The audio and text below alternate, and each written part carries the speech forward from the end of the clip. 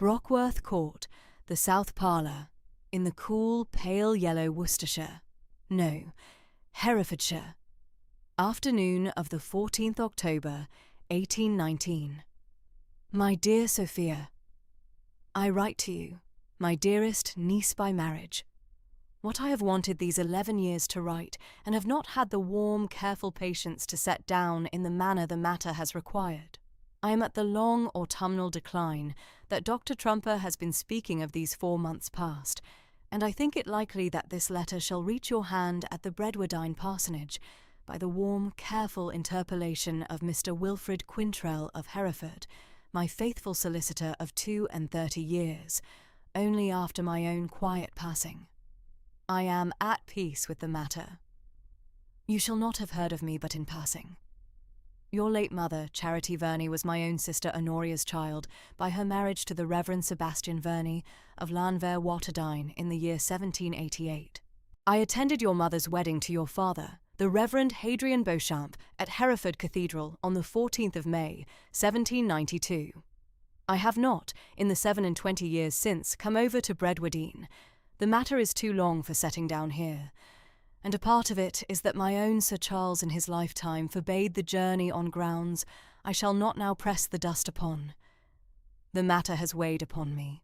What I wish you to know, in this letter that is, in form, no part of the legal will Mr. Quintrell shall read at his chambers in due course, is the warm settled wish of an old great-aunt who has not in 27 years come over to her great-niece's parsonage door. By the will Mr. Quintrell shall lay before you, you are sole heiress to Brockworth Court, the house, the home pasture, the walled garden, the south orangery, the apple and pear orchard, the south library, the Lanyon family plate, and £3,400 in the 3 per cents at the Bank of England, in fee simple absolute, in your own sole and separate use and behoof, with no entail, no life interest, and no reservation. I have followed your watercolour work at Album 1, 2, and 3, through Mr. Henslow at Cambridge, to whom your dear father has, with the gentle parish pride of a country curate, sent the 3 albums one by one at the Lady Days of 1814, 1816, and 1818. The fern plates are very fine, my dear Sophia. The Hart's Tongue at the Bredwardine Wall of June 1816 is the most considered observation of Philitis Scolopendrium I have seen at any English watercolourist's hand. Mr. Henslow holds the same opinion. I wish to think in the warm, pale yellow Brockworth October afternoon I sit in to write to you, that Album 4 shall be at Brockworth. The South Orangery at Brockworth has, by my own warm-settled keeping these 11 years since Sir Charles's death, kept it standing as a small considered alpine and fern collection. The walled south garden bears, in addition to the customary roses and the climbing honeysuckle at the south wall, 3 uncommon Welsh border ferns I gathered myself on the careful 1810 walk to the Black Mountains and have kept these 9 years. They shall be yours. My dear Mrs. Pendlebury at the housekeeper's keys, my Mr. Trewin at the home pasture, my Mr. Carberry at the south door, and the Reverend Augustus Verney, your late mother's distant cousin you shall find, at the parish living of St. Mary's of Brockworth-on-Wye. These are the people who shall receive you at Brockworth, as I have asked them to receive you. They are honest, and they are kind, and they have served me well. I am sorry that I have not, in your 27 years at Bredwardine, come over the warm, careful 8 miles between us. I am sorry. The matter weighed too long, and now I am at the autumn close of my own time, and the warm, careful asking pardon of an old great-aunt is the only asking pardon at her hand to give. I commend you, my dear Sophia, to the careful Wye Valley keeping of those at Brockworth who shall continue to keep it. Your loving great-aunt, Henrietta Lanyon. P.S. At the South Library writing table, you shall find, when you come over, my own small green-calf gardener's commonplace book of 33 years at Brockworth. It is for your hand, H.L. The letter lay folded once at the centre crease upon the green baize of the writing table in the south parlour of the Bredwardine Parsonage. The pale yellow Wednesday morning of the 22nd of December, 1819 stood soft at the south sash and laid its tender Wye Valley light across the green baize, the folded sheet, the Worcester china pot of water at the easel, and the soft sable brush Sophia Beauchamp had set in the pot at the reading of the third paragraph. She sat at the south parlour window in the rush-seated chair her late mother had used at her own watercolour hour these many years before. The easel at her right hand bore the half-dry watercolour she had been finishing at the pale yellow hour before 10:30. A plate of the prickly shield fern, Polystichum lobatum, gathered at the north-facing limestone of the south churchyard wall of St. Andrew's of Bredwardine the Tuesday afternoon previous. The plate was upon Whatman paper of imperial folio, the fern set centre with its considered frond curl and its dark green pinnet, the italic caption at the foot not yet set down. The Reeves Birmingham watercolour box of 15 pans stood open at her left hand, and 3 soft sable brushes lay across the mahogany travelling easel beside the box. 3 glass paint pots stood in a tidy row. Sophia Beauchamp was gentle 5'5", soft auburn hair plaited at the nape under a warm honey-cream lace cap, warm hazel eyes the colour of Herefordshire honey at the autumn close, warm fair Wye Valley complexion in unrelieved black mourning gabardine for her late great-aunt, the testatrix. The gabardine was clean at the white linen collar and at the cuffs turned back once at the painting hand. A late autumn sprig of polypody, gathered the Monday past at the south wall of the parsonage garden, lay pressed between 2 sheets of blotting paper beside the watercolour box. The south parlour was a tidy room at the south end of the pale yellow Wye Valley village. The plain cream-painted walls bore 3 framed plates of Sophia's earlier work: A Hart's Tongue at Bredwardine Churchyard Wall of June 1816, A Lady Fern at the Bredwardine Brook of May 1817, an Oak Fern at the Welsh Border Lane of August 1818, each in her italic caption at the foot. The Welsh Border Lane plate had been finished the morning her mother had taken to her last bed. The plain deal sideboard at the east wall bore the blue and white Delft jug and the brass candlestick the parsonage had kept since 1792. A fire of apple wood kept soft at the north grate. She had risen at the 7:15, taken the slender breakfast of tea and a wheaten roll with her father at the 8:30, and come to the parlour window at 9. The light at the north-facing limestone of the churchyard wall had been the tender light the prickly shield wanted. She had laid out the Reeves box, mixed the deep green pigment at the third paint pot, and begun the pinner by pinner setting down of the fern at the Whatman sheet. The Reverend Hadrian Beauchamp was at the rectory study at the east end of the parsonage, at the deal writing table at the east sash, at the sermon paper for the coming Sunday of the first after Christmas. The Hereford prayer book lay open at the proper for the day, his plain grey wool clean at the white linen bands. The Reverend Hadrian was 5'10", soft silver-grey hair thinning at the crown, kind hazel eyes the colour of his daughters, plain country cleric of the Bredwardine, living these 21 years. The Hereford post-chaise of Mr. Quintrell drew up at the south door at the 10:30.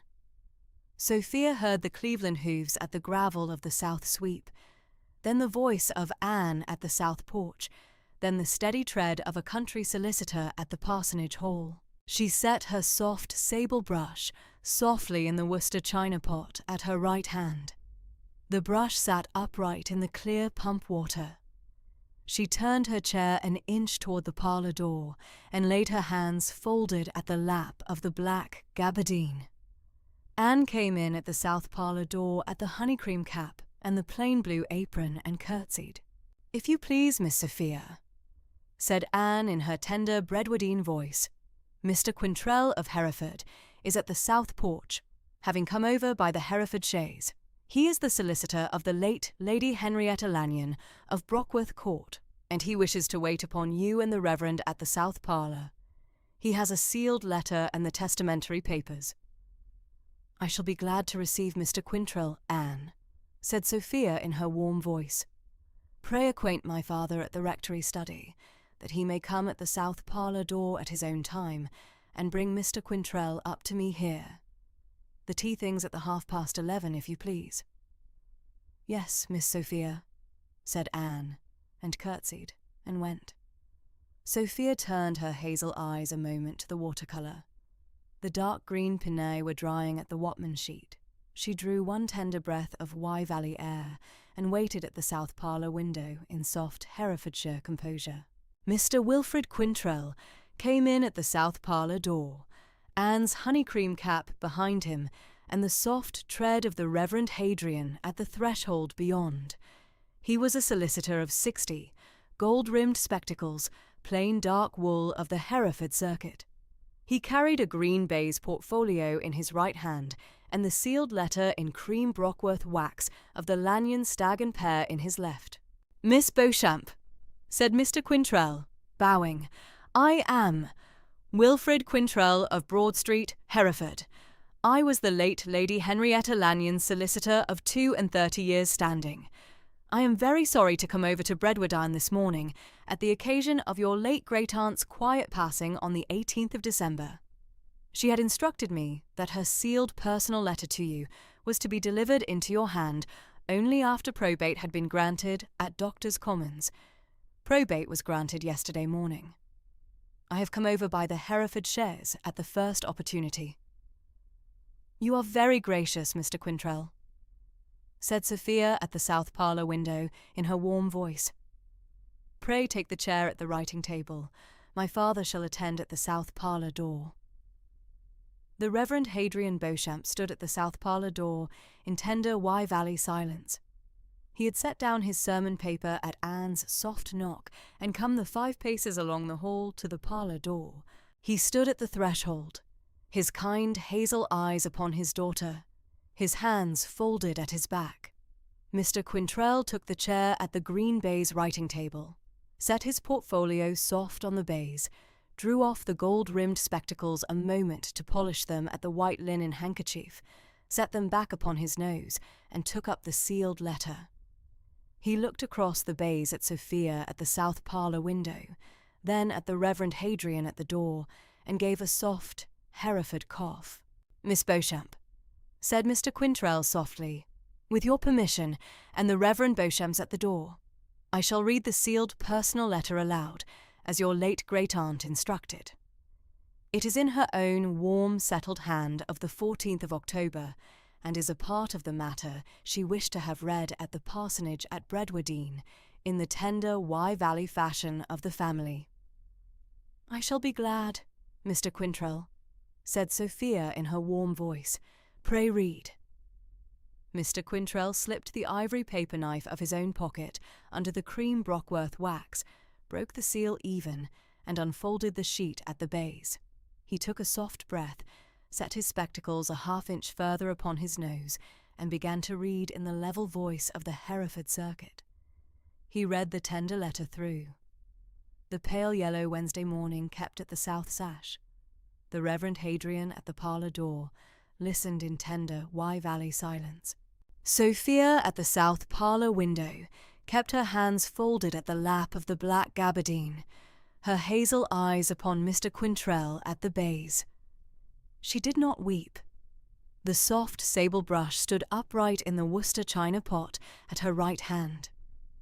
She listened in still Herefordshire composure.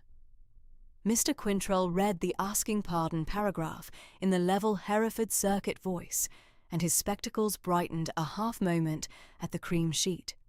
He read the Welsh Border Ferns paragraph through, and the naming of Mrs. Pendlebury, and Mr. Trewin, and Mr. Carberry, and the Reverend Verney. He read the signature, Henrietta Lanyon, and the postscript of the Greencalf Gardener's Commonplace book at the South Library writing-table. He laid the sheet softly on the baize, folded once at the centre crease. The Reverend Hadrian at the door bent his soft silver-grey head a tender inch. Sophia at the south parlour window kept her hazel eyes upon the Worcester china pot a long moment, then upon Mr. Quintrell. "I am obliged to you, Mr. Quintrell," said Sophia in her warm voice, "for the reading of my late great-aunt's letter. I had not, in my 27 years at Bredwardine, known her hand, but I shall know her tender letter all the days I am to keep at Brockworth." "You are gracious, Miss Beauchamp," said Mr. Quintrell softly. He drew the portfolio toward him, opened the brass clasp, and laid out on the baize, in the order of the Hereford circuit, the 6 things he had brought over from Broad Street.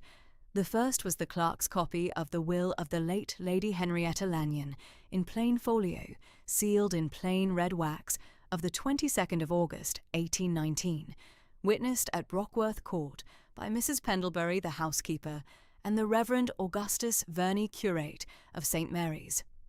The second was the brass key-ring of the 5 Brockworth keys: south door, walled garden, south library, family plate cabinet, steward's strong cupboard, set out on the baize in the order of the housekeeper's bunch.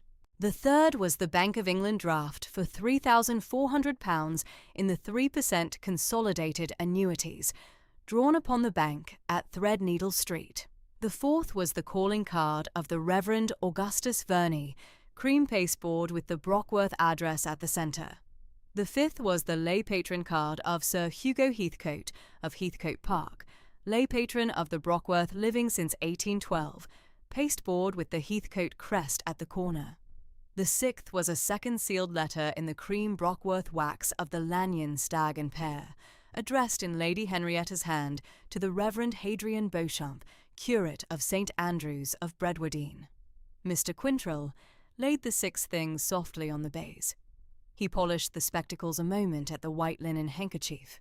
"Miss Beauchamp," said Mr. Quintrell softly, "the keys are at your hand. The household is at Mrs. Pendlebury's keeping until your arrival at the day of your choosing. Mr. Trowin holds the home pasture in the keeping I had asked him at the Saturday past. The Reverend Verney shall receive you at St. Mary's the first Sunday at your settlement. Sir Hugo Heathcote, lay patron of the Brockworth living and a friend of the late Lady Henrietta these many years past, has been acquainted at Heathcote Park. The sealed letter to the Reverend Beauchamp is at his hand. I take my leave at 1 o'clock at the chaise back to Hereford." "You are very gracious, Mr. Quintrell," said Sophia softly. Anne brought up the tea things at the 11:30. Mr. Quintrell took the tea with the Reverend Hadrian at the south parlour door, and the Bredwardine wheaten cake, and the Hereford circuit word of the morning. He took his leave at the 1 o'clock at the south sweep, set his spectacles into the portfolio, and bowed to Sophia at the south parlour window, and to the Reverend Hadrian at the door. The Hereford chaise carried him off at the pale yellow Wye Valley Lane to Hereford. The Reverend Hadrian Beauchamp came in at the south parlour, and stood a tender moment at the baize. He took up the second sealed letter and laid it at his place. He drew up the chair beside his daughter's at the south parlour window. He set the ivory paper knife of his rectory study under the cream Brockworth wax, broke the seal even, and unfolded the sheet. He read the asking pardon of 27 Bredwardine years through, his kind hazel eyes soft at the cream sheet, his plain grey wool clean at the white linen bands. He set the sheet softly on the baize. "My dear Sophia," said the Reverend Hadrian softly at the south parlour window, "your late great-aunt has written me the asking pardon of 27 Bredwardine years between the 2 parsonages. I shall keep her letter at the rectory study in the tender Wye Valley keeping. The matter is at peace." "I am glad, Papa," said Sophia in her warm voice. The Reverend Hadrian laid his hand a tender moment at his daughter's folded hands at the lap of the black gabardine, then rose and went back to the rectory study. Sophia kept at the south parlour window in still Herefordshire composure. She rose softly from the rush-seated chair at the pale yellow noon and went the 2 paces to the easel. The watercolour of the prickly shield was dry at the Watman sheet. The dark green pinnae had set warm at the December morning. She took up the soft sable brush from the Worcester china pot of water, dried it at the white linen rag, took up the pen at the writing table, dipped it at the bottle of India ink her father kept at the blotter, and set down the italic caption at the foot of the plate in her tender italic hand, Polysticum lobatum, prickly shield fern, South Churchyard Wall, Bredwardine, Herefordshire, 22nd December, 1819. Cool, pale yellow morning, north-facing limestone, light damp. S.B. She laid the pen softly at the blotter and looked at the italic at the foot of the plate. The fern watercolour was the last she should finish at Bredwardine. She kept the noon hour at the south parlour window in still Herefordshire composure, the auburn plait at the honey-cream lace cap, the hazel eyes upon the churchyard wall beyond the sash, the folded hands at the lap of the black gabardine. The pale yellow winter light kept soft at the sash. That evening at the parsonage candlelight, after the supper of cold mutton and Bredwardine apple tart, Sophia came to the south parlour window at the 8 o'clock and set out at the writing table the packing of her watercolour materials. She laid the Tunbridge-bound album 3 in its calf binding, with the gold-tooled SB 1818 at the spine at the cream linen wrap. She laid the 3 soft sable brushes beside the album. She laid the mahogany travelling easel that her late mother had given her at the Christmas of 1813. She laid the 3 glass paint pots, washed and dried at the white linen rag, one at a time at the cream linen. She laid the Reeves Birmingham watercolour box of 15 pans softly upon the linen. The empty unbound folio for album 4 was the last item she laid at the wrap. She set it at the top of the tender bundle, folded the cream linen at the 4 corners in the tender Wye Valley fashion her mother had set out at the household linen these many years past, and tied the linen tape at the centre in the bow her mother had taught her at the pale yellow nursery of her childhood. The packing of the Reeves box at the cream linen wrap was the tender close of the day. The Reverend Hadrian Beauchamp was at the rectory study at the 9 o'clock that evening, the Cambridge notepaper at his left hand, the pen in his right. He wrote to Mr. Henslow at Cambridge by the Friday post the tidings of his daughter's inheritance at Brockworth Court, and the intelligence that Album 4 should be at Brockworth at the tender Wye Valley setting of her late great-aunt's settled wish. He sealed the letter at the red wax, set the address, and laid the letter at the tray for Anne at the Morning Post. The pale yellow Christmas Eve morning of the 24th of December, 1819 came up soft at the south sash at the 7 o'clock. Sophia was at the south parlour window, at the rush-seated chair at the 7:30, the breakfast of tea, and the wheaten Bredwardine roll at the writing-table at her right hand, the honey-cream lace cap at the soft auburn plait. The cream linen wrap of the watercolour material sat at the sideboard, tied in the bow at the centre, waiting at the Brockworth journey of the 8th of January. The Reverend Hadrian had gone at the 9 to St. Andrew's south porch for the parish christening of Mrs. Cobbett's child at the 10:30. The parish bell of St. Andrew's rang soft at the Christmas Eve morning across the pale yellow Wye Valley fields. Sophia at the south parlour window heard the tender bell and laid her folded hands at the lap of the black gabardine and looked softly out at the pale yellow winter horizon, where the morning kept upon the south orchard, the parish lane, and the fields of Bredwardine. She thought, in her warm Herefordshire composure, of the Brockworth journey of the 15 days in front of her, of Mrs. Pendlebury at the south door, of Mr. Trowan at the home pasture, of Mr. Carberry at the south porch, of the Reverend Verney at St. Mary's. She thought of the green calf gardener's commonplace book at the south library writing table, of the Welsh border ferns of the walled garden that her late great-aunt had gathered at the 1810 walk to the Black Mountains, of the empty unbound folio for Album 4 at the cream linen wrap. She drew one tender breath of the pale yellow Christmas Eve morning. The cream linen wrap at the sideboard, the small italic caption at the foot of the prickly shield plate at the easel, the brass keyring of the 5 Brockworth keys at the cabinet. These were the tokens of the road in front of her. She kept her folded hands at the lap of the black gabardine and waited at the south parlour window in the still Herefordshire composure of the heiress of Brockworth Court. At 6:30, on the cool, pale yellow Saturday morning of January 8th, 1820, Miss Sophia Beauchamp came down the narrow stair of the Bredwardine Parsonage with her small mahogany travelling easel pressed careful at her left hand, and the empty cream calf folio of her 4th painter's album in its cream linen wrapping at her right. The brown leather portmanteau stood open at the flagged hall. She laid the folio at the very top, above the folded black and cream gowns and the clean linen, where no jolt of the post-chaise should press upon it, and the small Reeves painter's box beside the folio, and the travelling easel at the side, wrapped in a second square of cream linen. Then she closed the brass clasp of the portmanteau. The Reverend Hadrian Beauchamp was at the south parlour hearth in his plain dark wool. He had risen at 5 with her, as he had risen at 5 with her these 8 years past, and had read the morning collect at his gentle Wye-Valley voice for them both.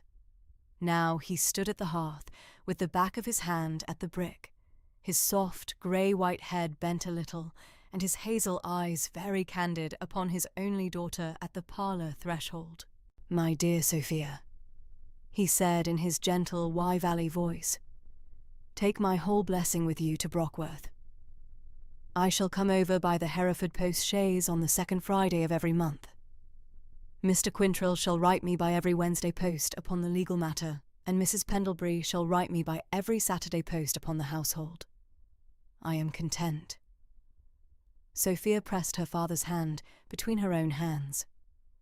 She did not weep.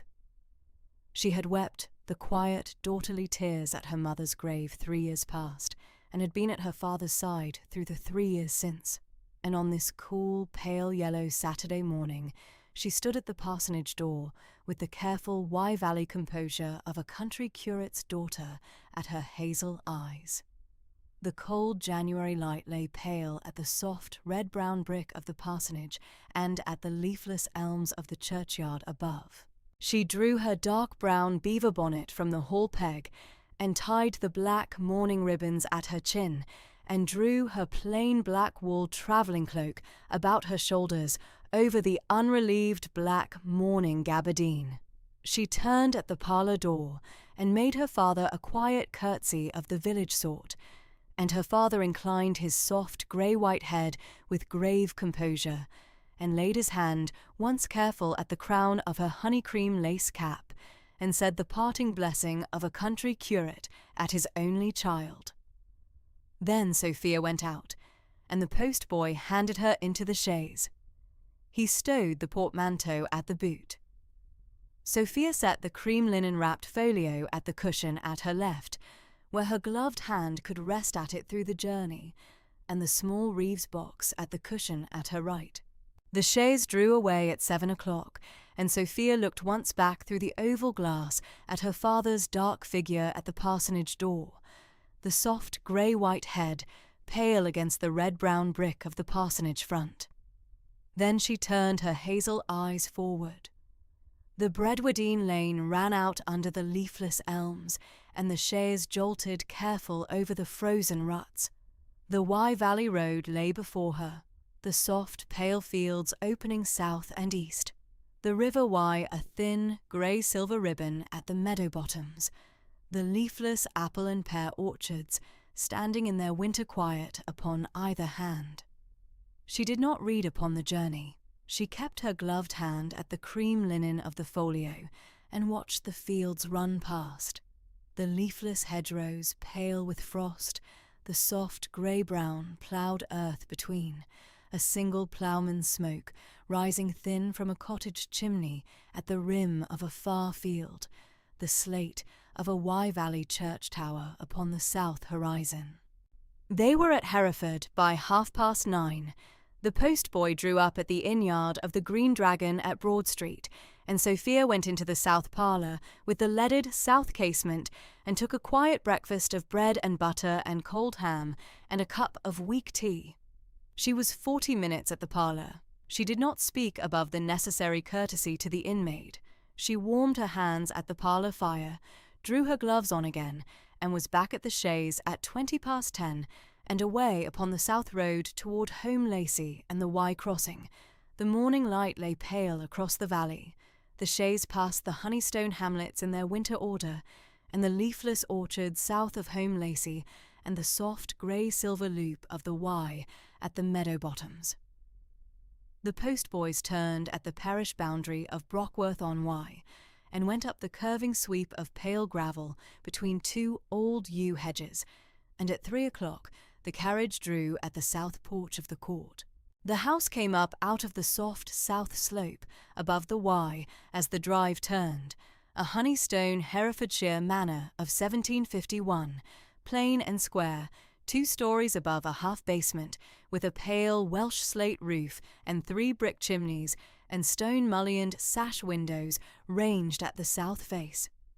The home pasture rose easy to the slope above, and the walled south garden was visible at the south kitchen wall, a half-acre of pale stone walling enclosing the leafless January beds. The south orangery stood at the southeast corner. The River Wye ran soft and grey at the bottom of the pasture, beyond the leafless orchard at the east. The whole house lay quiet in the pale yellow afternoon as the chaise drew up. The south porch stood open. 3 figures in soft plum mourning waited at the threshold in the considered order of a household at the arrival of its new mistress. At the front, a little forward of the others, stood Mr. Carberry the butler. Silver hair, tall, thin, upright, kind blue-grey eyes, plain black tailcoat. He inclined his silver head at Sophia with settled, grave courtesy. Beside him stood Mrs. Pendlebury, the housekeeper. Iron-grey hair under linen cap, kind hazel eyes, soft plum bombazine, brass keys at her waist. At her left stood Mr. Trowin, the steward, stout, mid-brown hair, kind blue-grey eyes, weathered Wye Valley skin, plain dark coat, his hat at his hand. Sophia came down from the chaise with the cream linen-wrapped folio at her left hand. She came up the 3 shallow Honeystone steps and stopped one pace before Mrs. Pendlebury. She put back the bonnet a little from her soft auburn hair, and let her hazel eyes rest very direct upon the housekeeper's kind hazel eyes for the space of 2 slow breaths. "Mrs. Pendlebury," she said in her gentle Wye Valley voice, "I am Miss Sophia Beauchamp. I am sensible, very sensible, of your long service to my late dear great-aunt at this house. I am come to keep this house exactly as Lady Henrietta kept it. Pray let nothing be altered at the household on my arrival." Mrs. Pendlebury's kind hazel eyes were gentle. "Miss Beauchamp," she said with grave composure, "the house stands ready for you. The whole household is at your service. Mr. Carberry, Mr. Trowin, I am very glad to come at last among you. We shall be a quiet household together." Mr. Carberry inclined his silver head and said the south door stood open to his new mistress at the welcome of the house. Mr. Trowin inclined his weathered head and said the home pasture and the orchard waited the new mistress at her pleasure. "Mrs. Pendlebury," said Sophia, "might I be taken first to the south library before my chamber? I should be glad to set my painter's materials at the writing table." "Of course, miss. Mr. Carberry will see the portmanteau to your chamber. The small tea shall stand at the south library for 4:30. Mr. Trowin withdrew toward the home pasture. Mrs. Pendlebury turned at the threshold and led Sophia through the flagged hall, past the closed honey-oak door of the south parlour at the right, and along the south corridor to the south library. It was 3:20 when Mrs. Pendlebury drew the latch of the south library door. The room lay in soft pale light from the south sash. The cool, clean scent of old calf binding and dry old paper settled careful in the still air. The long honey oak writing table ran along the south wall under the south sash. The long bookcases of dark-stained oak ran at the east and west walls. The estate at this house held 387 volumes at the South Library shelves and 162 acres at the home pasture and 82 pieces of Lanyon family plate at the Silver Press at the South Corridor and £3,400 at the 3% in London. Sophia took it in at one quiet breath at the threshold and let it stand there. Mrs. Pendlebury did not speak. She had the careful Wye Valley silence of a housekeeper who has stood at her late mistress's hand 23 years. Sophia laid the cream linen-wrapped folio careful at the long honey oak writing table, very direct under the south sash, and set the Reeves watercolour box beside the folio and the small travelling easel at the corner of the table. She stood upright at the writing table and let her hazel eyes go very direct round the South Library, the long bookcases at the east and west, the pale plaster of the south wall, the south sash giving on the walled garden, the small brick hob at the north wall, and the corner of her firm mouth softened. "Mrs. Pendlebury," she said quietly, "this is exactly as I had hoped to find it.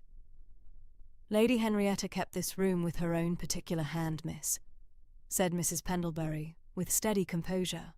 "I dusted and I scrubbed the honey oak boards of a Tuesday, but I did not move a volume at the shelves these 23 years past."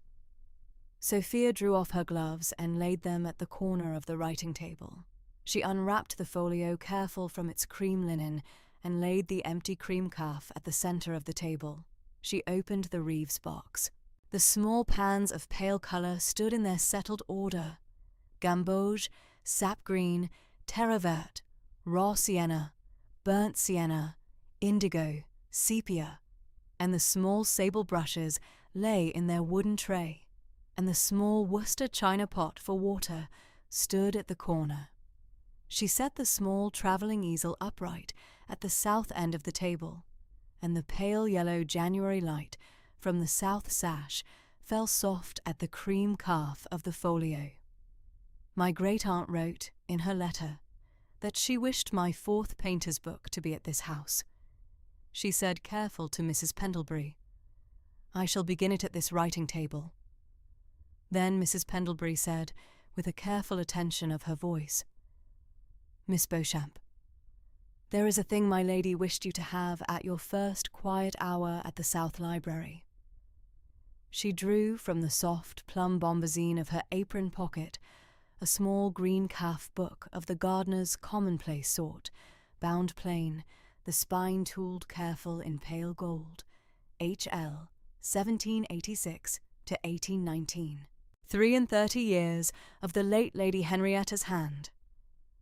Mrs. Pendlebury laid it careful at the writing table beside the empty cream calf folio. Sophia put her fingers careful at the green calf and drew the book open at the very first page. The first page was dated in the careful italic of a young hand.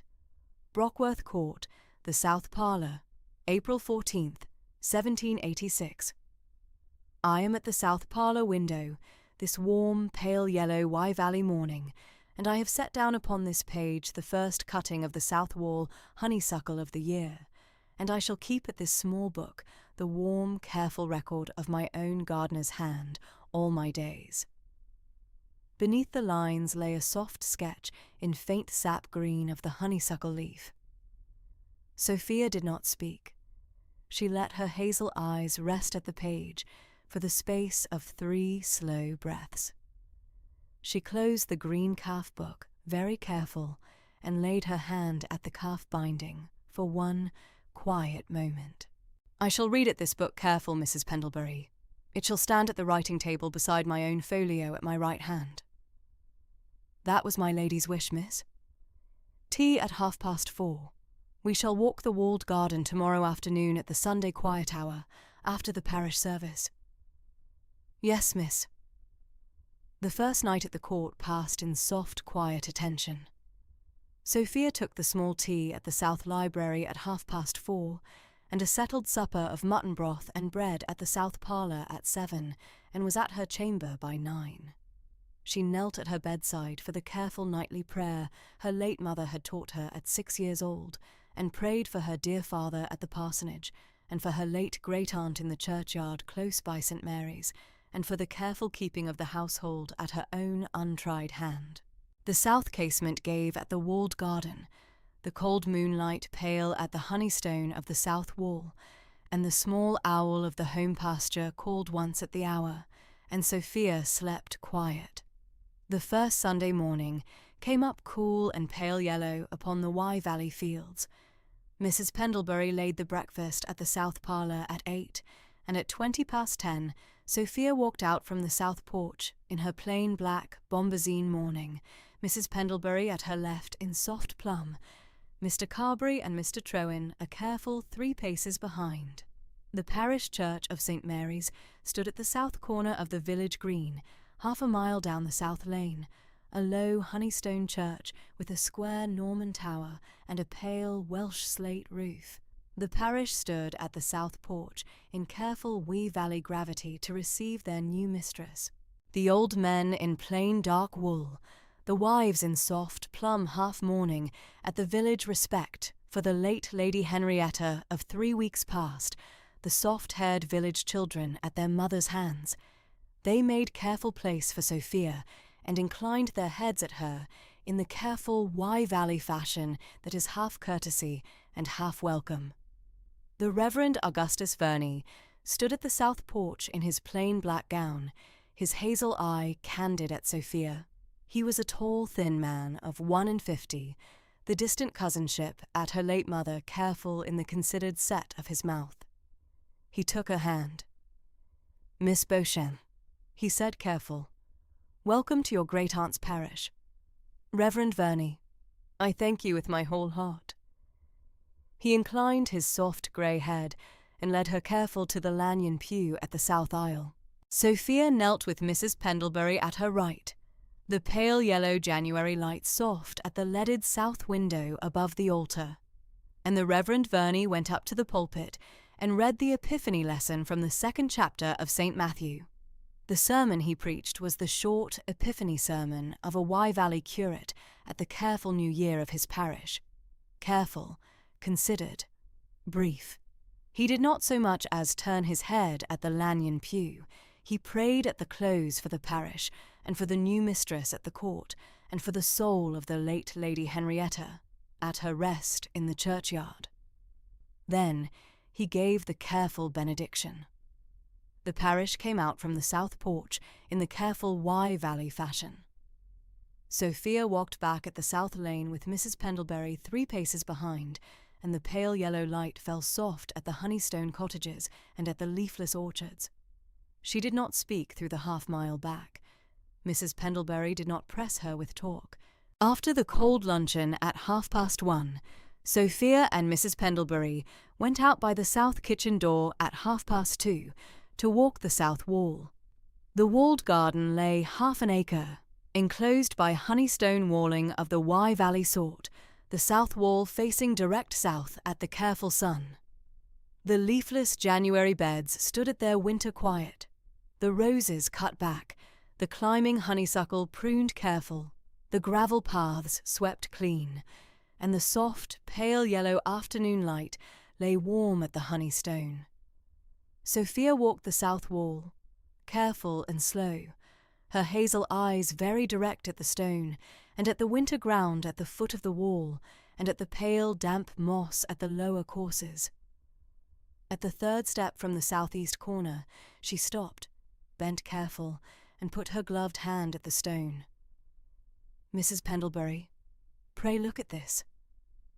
Mrs. Pendlebury came up at her shoulder, the careful Wye Valley silence at her hazel eyes. "This is Philitis scolopendrium," said Sophia. "Hart's tongue.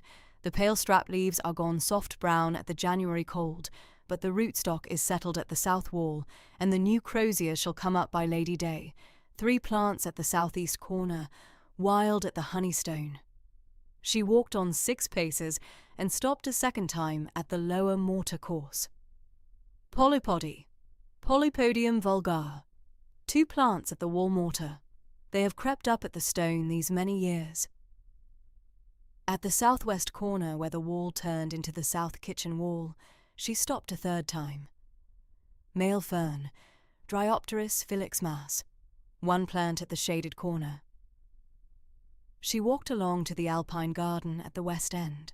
At a shaded place at the north side of an old apple tree stump, she stopped a 4th time. Lady fern, Aetherium filix femina. 1 plant at the damp shade. The fronds are gone by, but the rootstock is settled. At a small north-facing stone of the alpine garden, she stopped a 5th time. Oak fern, Gymnocarpium dryopteris. 1 small plant at the north shade. My great-aunt gathered it, I think, at the Black Mountains Walk of 1810. At the south side of an old yew stump at the corner, where the wall ran back to the south orangery, she stopped a 6th time. Bracken, Pteridium aquilinum. 2 old fronds at the leaf mould, gone brown. Bracken at the walled garden is unusual. It is a heath fern. It has come in from the Wye meadow at some past summer. Mrs. Pendlebury had stood 3 careful steps behind her shoulder through the whole walk. Now she said, careful, very careful, Miss Beauchamp, I have walked this south wall of a Sunday afternoon with my late lady these 23 years past, and I never knew a one of the 6. She walked at the alpine garden and the orangery, but the wall mortar was below her gardener's hand. The 6 have stood wild these many years. Yes, said Sophia quietly. They shall stand wild yet. I shall begin album 4 with the southeast heart's tongue, drawn at the south library window. She did not weep. She stood at the honeystone for 2 slow breaths, then turned at the housekeeper. Tea at the south library at 4:30. I should be glad of a quiet hour at the writing table. Yes, miss. On the pale yellow Monday morning of January 10th, Mr. Trowan came up at the south porch at 9:30, and Sophia drew her cloak about her shoulders and walked out at the home pasture with him.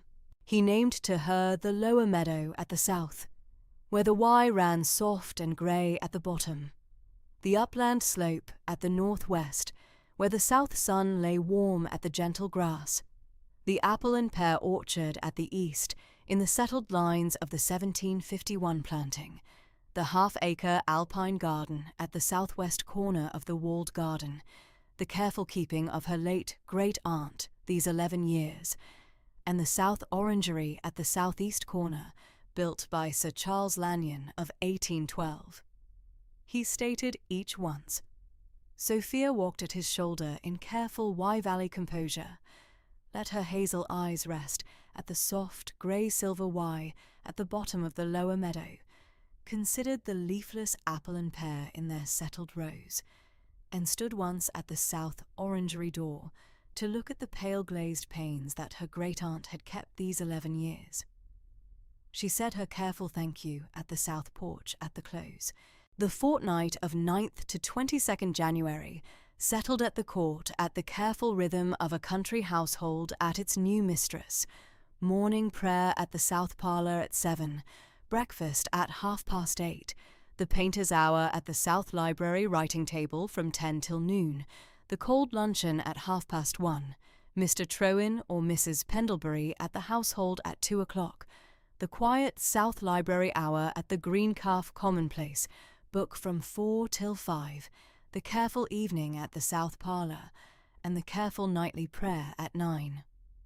On the pale yellow Sunday morning of 16th January, after the second parish service at St. Mary's and the cold luncheon, Sophia went up to the south library at 10 and set the small mahogany travelling easel direct at the south sash, and the warm, pale yellow Wye Valley light fell soft at the cream calf of the folio.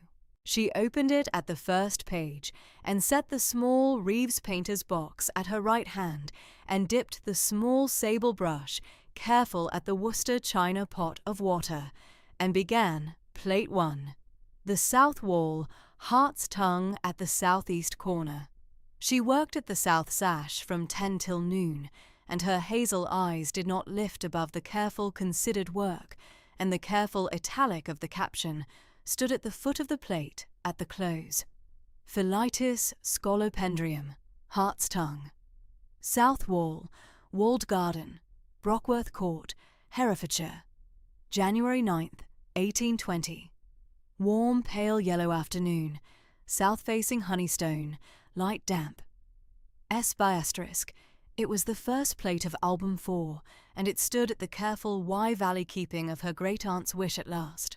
On the careful Wednesday afternoon of the 19th of January, Mr. Quintrell's clerk came up from Hereford by the post-chaise, with the second wave of papers from the chambers at Broad Street.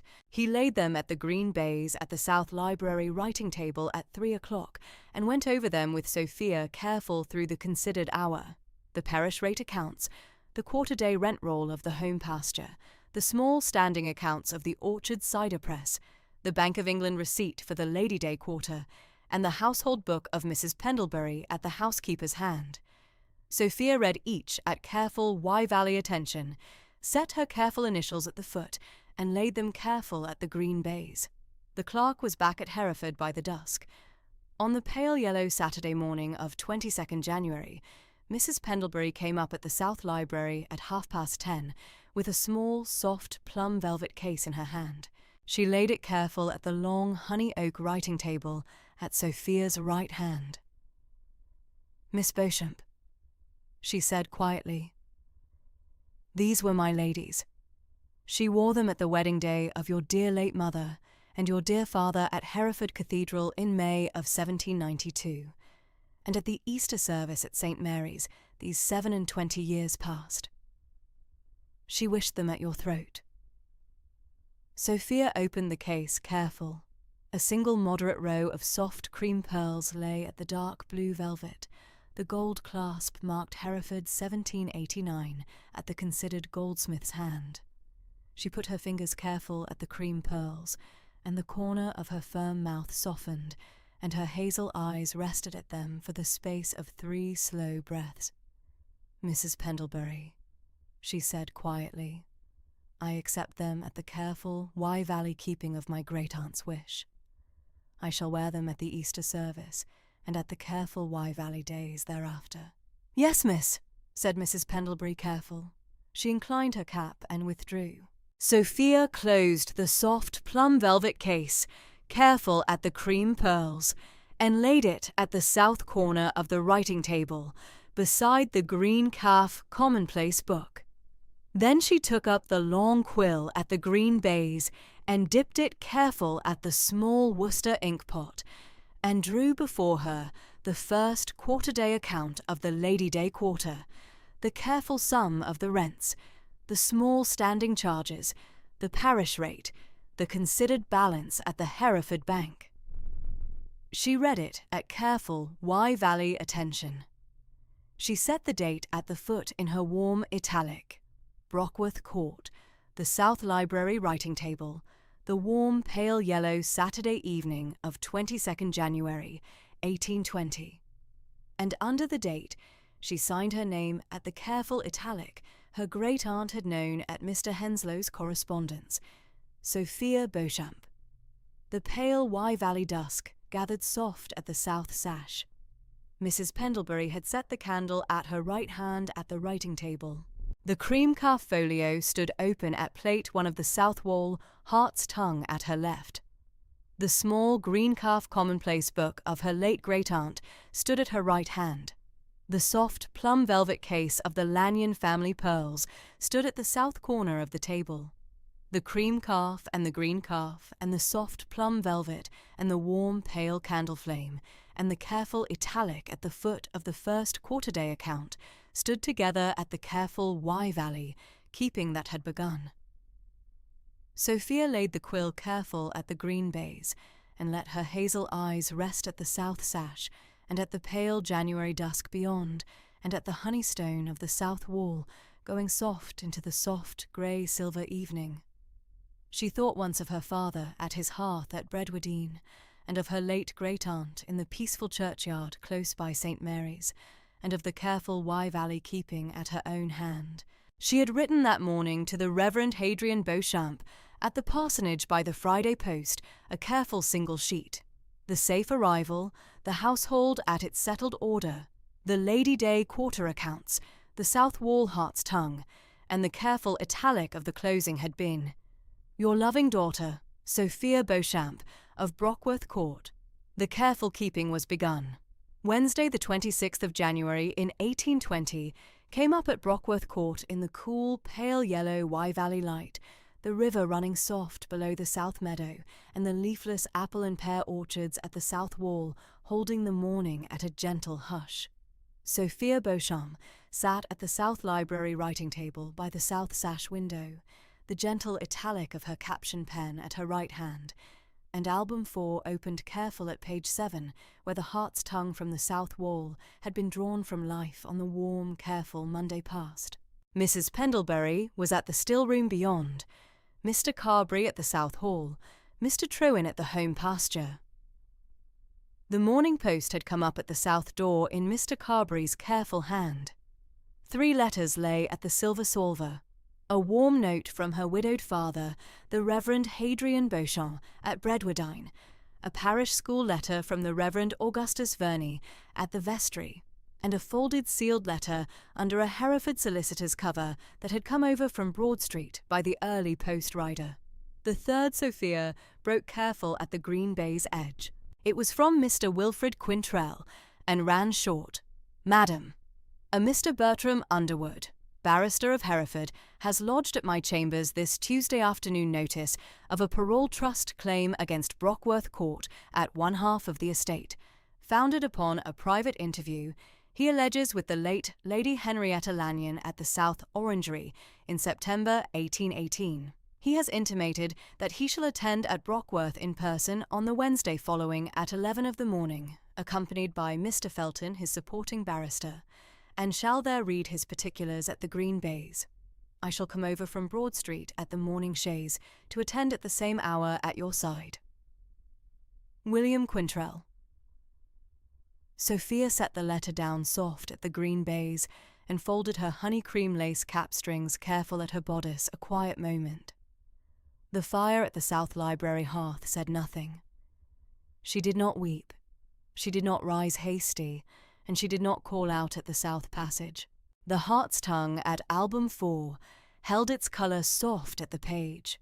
She drew one slow breath at the south sash window, and the warm, pale yellow Wye Valley morning held still over the leafless orchards. She read the Quintrell note a second time at the warm Herefordshire silence of the south library, and a third, and the substance of it settled gentle at her hazel eyes, a careful breath at each reading. A parole trust at the South Orangery in September 1818. A private interview with her late great-aunt at the warm, careful afternoon of that month. A claim at one half of the estate. She rose at the writing table and rang the brass bell at the south wall. Mr. Carberry came up from the south hall in his plain black tailcoat, the weathered kind face at the doorway. Miss Beauchamp. Sophia inclined her head, careful in return. Mr. Carberry. Mr. Quintrell shall come over from Hereford by the morning chaise at 10. We shall have at the South Library at 11 of the morning a Mr. Bertram Underwood, barrister, and Mr. Felton, his supporting barrister, on a claim against the estate. Mr. Quintrell shall be at my right hand at the writing table. Will you ask the Reverend Verney at the vestry whether he might attend at the second sash, by his own warm patience as parish counsel? And will you ask Mrs. Pendlebury at the still room whether she might come up at the South Library at 10:30? Mr. Carberry's weathered grey eyes inclined a careful inch. I shall, Miss Beauchamp, at the vestry by 10:20, at the still room by the quarter. She inclined careful in return. Thank you. Mr. Carberry. Mrs. Pendlebury came up from the still room at 10:20 in her soft plum bombazine, the lace cap careful at the white-streaked hair and the brass keys soft at her waist. Miss Beauchamp. Sophia inclined careful at her face. Mrs. Pendlebury, I should be obliged at a quiet question at the South Library. Was the late Lady Henrietta at the South Orangery at the warm, careful afternoon of the 18th of September of 1818, at a private interview with a Mr. Bertram Underwood, barrister of Hereford? Mrs. Pendlebury held her warm hazel eyes a careful breath at Sophia's face. Miss Beauchamp, her ladyship at the 18th of September, 1818, was at her bed at the warm, careful upper chamber these 8 days past at a feverish complaint of the chest at Dr. Trumper's keeping. She did not come down at the South Library, nor at the South Orangery from the 10th of September to the 2nd of October, at Dr. Trumper's careful order.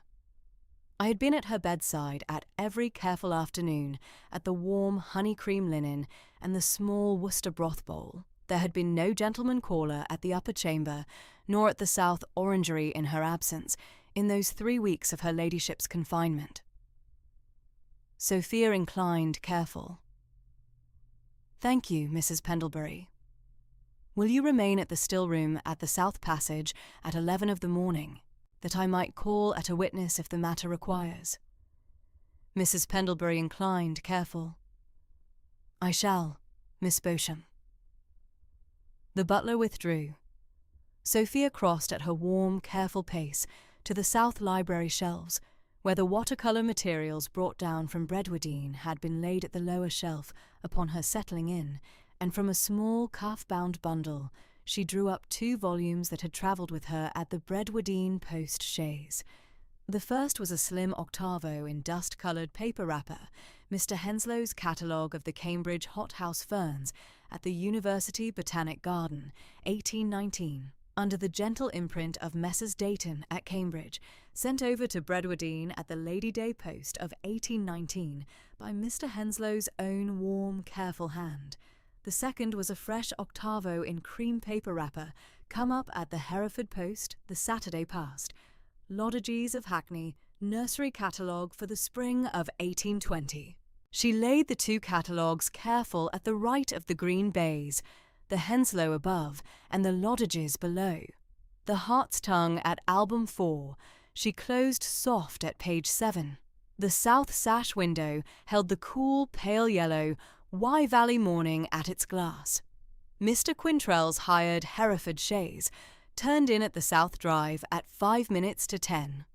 Mr. Carberry brought him through to the South Library at his measured pace, the gold-rimmed spectacles careful upon the kind grey eyes and the plain dark wool of his country coat soft at his shoulders.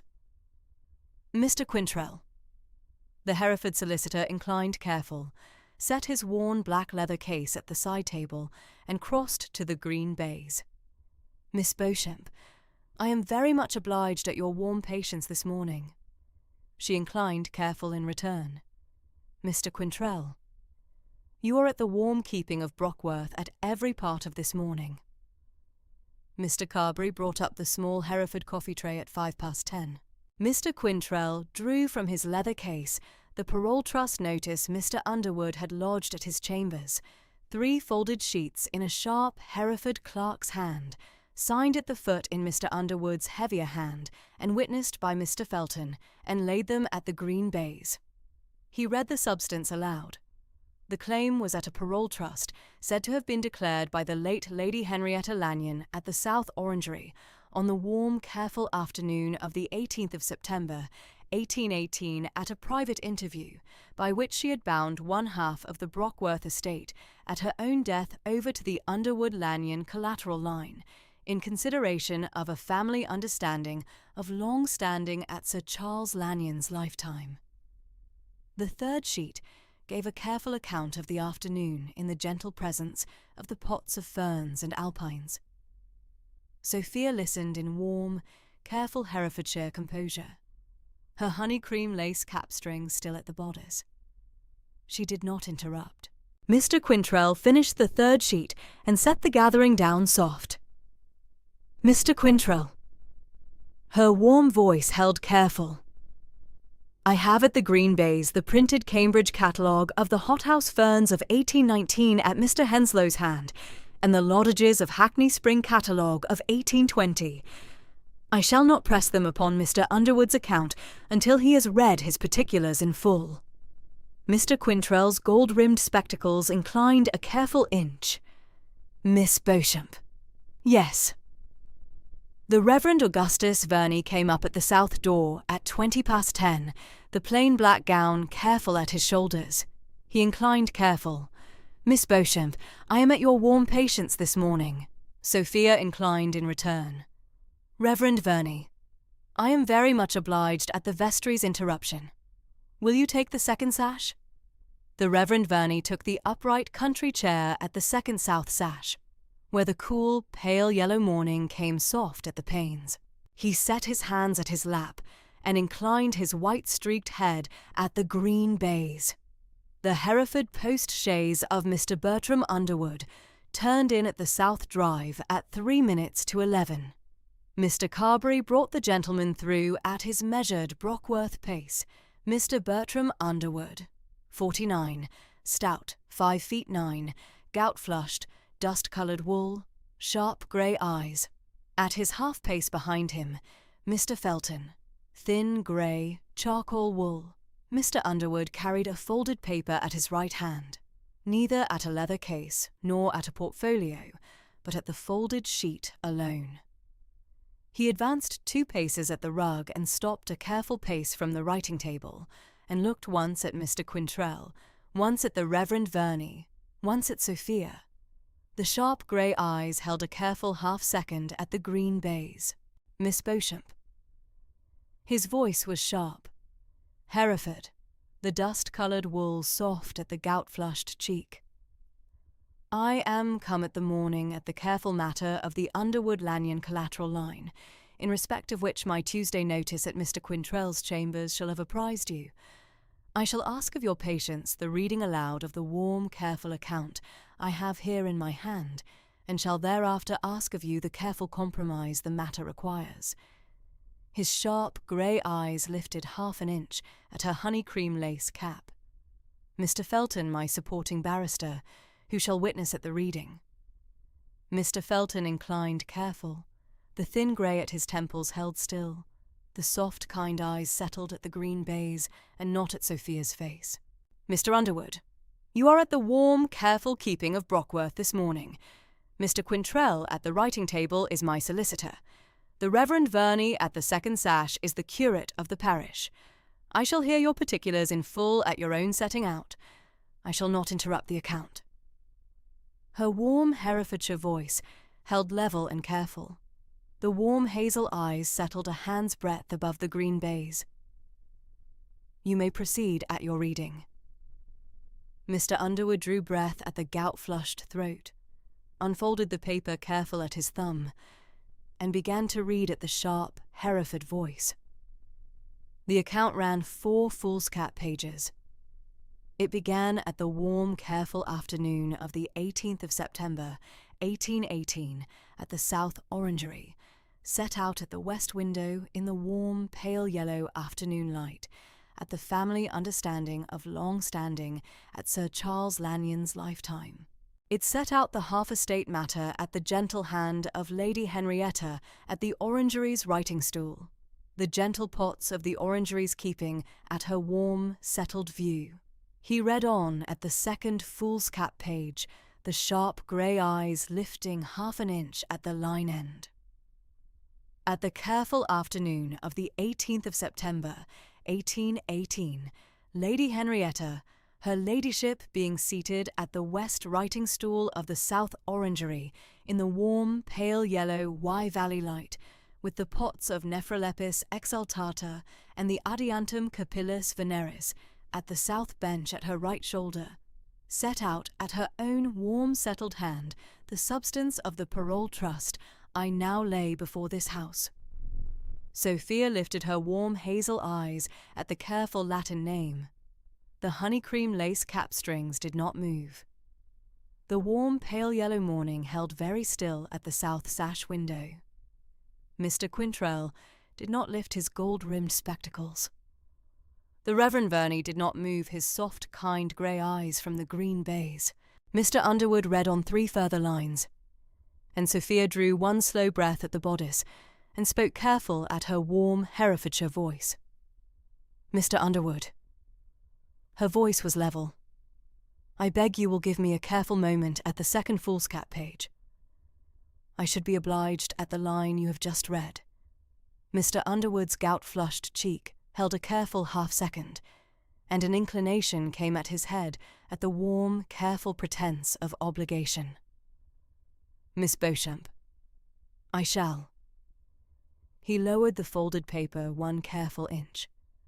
Sophia rose careful at the upright country chair and crossed the south library at the warm honey-cream lace cap held still at her shoulders. She did not raise her voice. She came to stand a careful pace at the south side of the green baize with the south sash window at her right shoulder, the cool, pale yellow morning soft at her warm, fair Wye Valley cheek, and she set her warm hand careful at the cream paper edge of the Lottages' spring catalogue. "Mr. Underwood, Nephrolepis exaltata, the species you have named in your account at the South Orangery of the 18th of September 1818, did not enter English horticulture until 1820. It is at this present moment in cultivation at Mr. Lottage's of Hackney these 8 months past, and at no English estate or hothouse before this year. The species cannot have been at the Brockworth South Orangery in the September of 1818. The pots you mention at the South Orangery cannot have been at any English estate at that date, nor at the Brockworth South Orangery in particular. The matter you set out cannot have been at the date you set it out." The south sash window held the cool, pale yellow Wye Valley morning very still. Mr. Underwood's gout-flushed cheek held one careful half-second at the dust-coloured wool. The sharp grey eyes held the warm, careful pretence at a half-breath, and then a colour came up at the gout-flushed cheek, and the folded paper at his right hand lowered one careful further inch at the green baize. Mr. Quintrell, at the writing-table, did not lift his gold-rimmed spectacles. The Reverend Verney, at the second sash, did not move. Mr. Felton, at half a pace behind Mr. Underwood, at the rug, held his thin grey at the temples careful still, and the soft, kind eyes settled level at the green baize, a careful half-inch above the folded paper. "Mr. Underwood, I have at the green baize the printed catalogue of the Cambridge hothouse ferns for 1819, in print at Cambridge, under the gentle imprint of Messrs. Dayton, drawn up at Mr. Henslow's own warm-settled hand at the Cambridge garden." She lifted the slim octavo and set it open careful at the centre page. It runs at the alphabetical list, page 11 to page 14. The genus Nephrolepis is not at the entry at any species. There is at N one entry only, Northolina marante of Mr. Henslow's own gathering in Italy. There is at the Cambridge catalogue of 1819 no entry of Nephrolepis exaltata at any place in the printed list. She lifted her warm hazel eyes at Mr. Underwood, a quiet breath. "And, sir, at the right of the Cambridge catalogue, you shall see the Lottages of Hackney Spring Nursery Catalogue for 1820, sent over at the Hereford post the Saturday past. It is at page 12 of the printed list that Nephrolepis exaltata is at the first time English listed, at the late careful import at Mr. Lottage's nursery house at Hackney of the autumn past from the West Indian collecting of Mr. Lottage's correspondent in Jamaica, at the careful potting on at the Hackney glass, and at the first English offering at the spring of the present year. Page 12, the cream paper edge. She set the Lottages catalogue careful open at page 12, at the right of the Cambridge catalogue. The two slim octavos lay open between the folded paper at Mr. Underwood's hand and the gold-rimmed spectacles at Mr. Quintrell's. The cool, pale yellow morning held the south sash window still.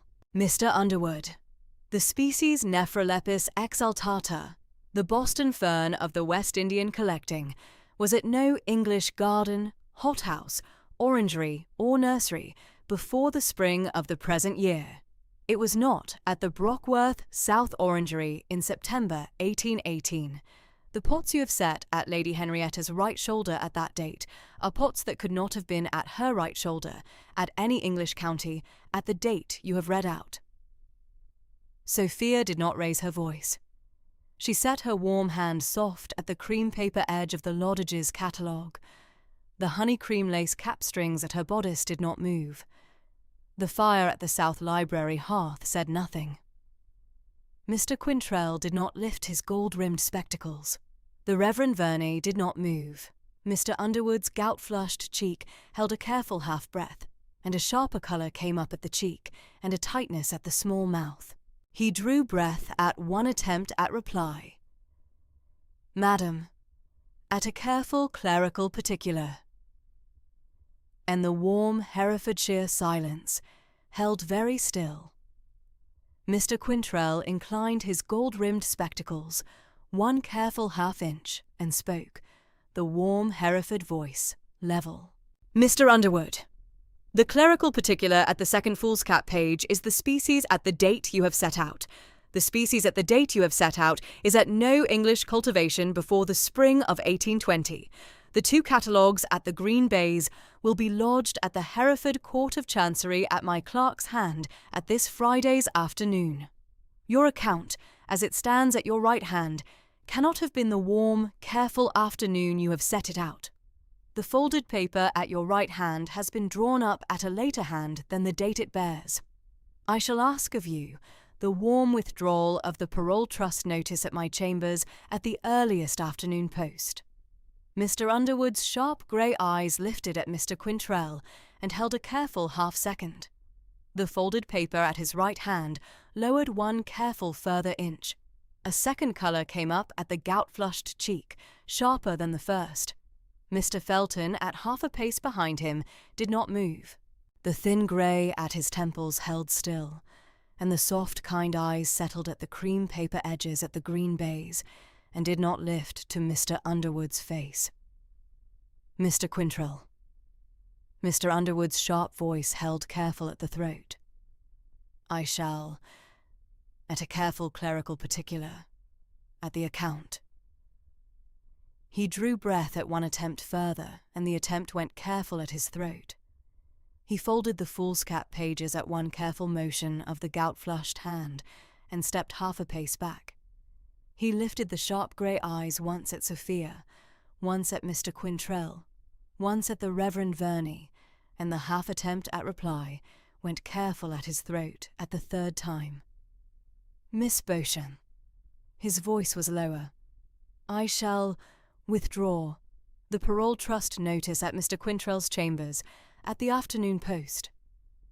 He drew breath at 1 careful pause. "I shall take my leave at the south porch." He inclined his head at a careful 3/4 inch, and the folded paper he held careful against the dust-coloured wool. He did not look at Mr. Felton. He turned at a half-circle and walked at his gout-flushed pace at Mr. Carberry's measured keeping at the doorway. Mr. Carberry showed him through to the south porch at the warm, careful Brockworth pace. Mr. Felton did not follow at once. He held still a careful breath, and his soft, kind eyes settled level a careful moment at the 2 catalogues at the Green Bays. He looked up careful at Sophia, and the soft, kind eyes held a careful inch of warm regret at the small mouth. "Miss Beauchamp." His voice was thin and quiet. "I am at a careful warm pardon. Mr. Underwood, at his Tuesday note, had given me the substance of the account as at his settled keeping these 8 weeks past.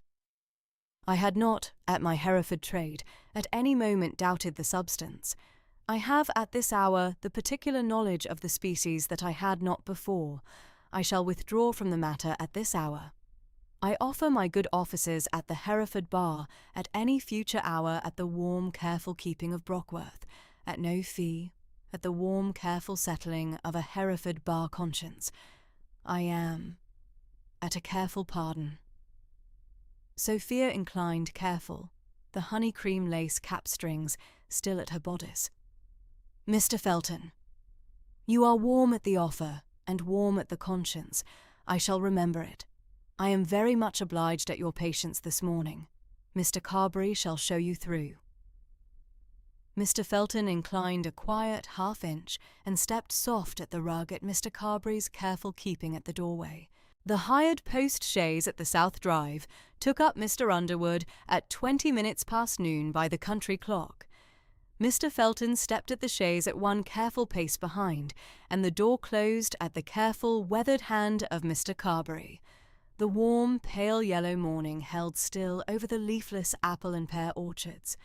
Mr. Carberry stood at the south porch until the chaise was out of sight at the leafless orchards, and came back at the warm, careful pace at the doorway. "Miss Beauchamp." She inclined careful in return. "Thank you, Mr. Carberry."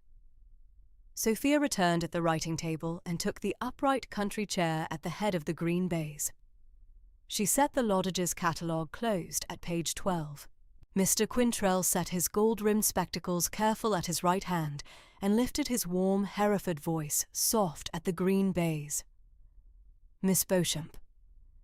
His warm, kind grey eyes held careful a quiet moment. "The matter is settled. The fern has settled it." Sophia inclined careful, and the warm Herefordshire breath came soft at her bodice. The Reverend Verney rose at his chair and crossed at his soft plain black gown to the green baize. He looked careful at the two cream paper edges and inclined at Sophia. "Miss Beauchamp, I am, at the careful Wye Valley patience, very much obliged at your warm, careful conduct of the matter. Your late great-aunt at the South Orangery that September was at the warm, careful keeping of her own settled fern and alpine collection, which had at the South Bench no species of the West Indian collecting whatsoever. I had been at the parish visit at the Orangery at the warm, careful afternoon of the 3rd of September, 1818, the warm, careful afternoon Mrs. Pendlebury has just confirmed her ladyship was at her bed in the upper chamber under Dr. Trumper's keeping. I had walked the South Bench at Mr. Trowan's company that afternoon, at her ladyship's particular request, that the parish should know the keeping of the collection in her confinement. I should know the South Bench at every pot at that month. There was at the South Bench no fern of the West Indian collecting, nor any species answering the name Mr. Underwood has set in his folded paper. I shall be at your warm witness at any further hour at the vestry. Sophia inclined careful. Reverend Verney, I am very much obliged at the parish vestry's keeping. Will you take a careful sherry at 12:30? The Reverend Verney inclined careful at her face. I shall, Miss Beauchamp. Sophia rang the brass bell at the south wall a careful second time, and Mr. Carberry came up from the south porch and inclined at her face. Mr. Carberry, will you ask Mrs. Pendlebury to come up from the still room at the south library? Mr. Carberry inclined careful and withdrew. Mrs. Pendlebury came up at her soft plum bombazine, the brass keys soft at her waist. Miss Beauchamp. Sophia inclined careful. Mrs. Pendlebury, I am very much obliged at your warm patience at the still room this morning. Mr. Underwood at the South Library has withdrawn his claim. The Reverend Verney at the second sash has given his witness at the parish visit at the South Orangery of the warm, careful afternoon of the 3rd of September, 1818, in confirmation of your own warm, careful keeping at her ladyship's bedside through the 3 weeks of her confinement. The matter is at an end. Mrs. Pendlebury inclined careful at her warm hazel eyes, the white-streaked head soft at the lace cap. Miss Beauchamp, I am very glad of it. Her ladyship at her warm, careful keeping was not at any private interview in those 3 weeks. I should know it. Sophia inclined careful at her face a quiet moment, and Mrs. Pendlebury withdrew at the soft plum bombazine at the south passage to the still room. Mr. Carberry brought up the sherry tray at 12:30. The cool, pale yellow Wye Valley light at the south sash window had warmed soft at the leafless apple and pear branches. Sophia took the small sherry glass, careful, and did not lift it at her bodice at a moment of victory. She did not write a triumphant letter at the inkstand.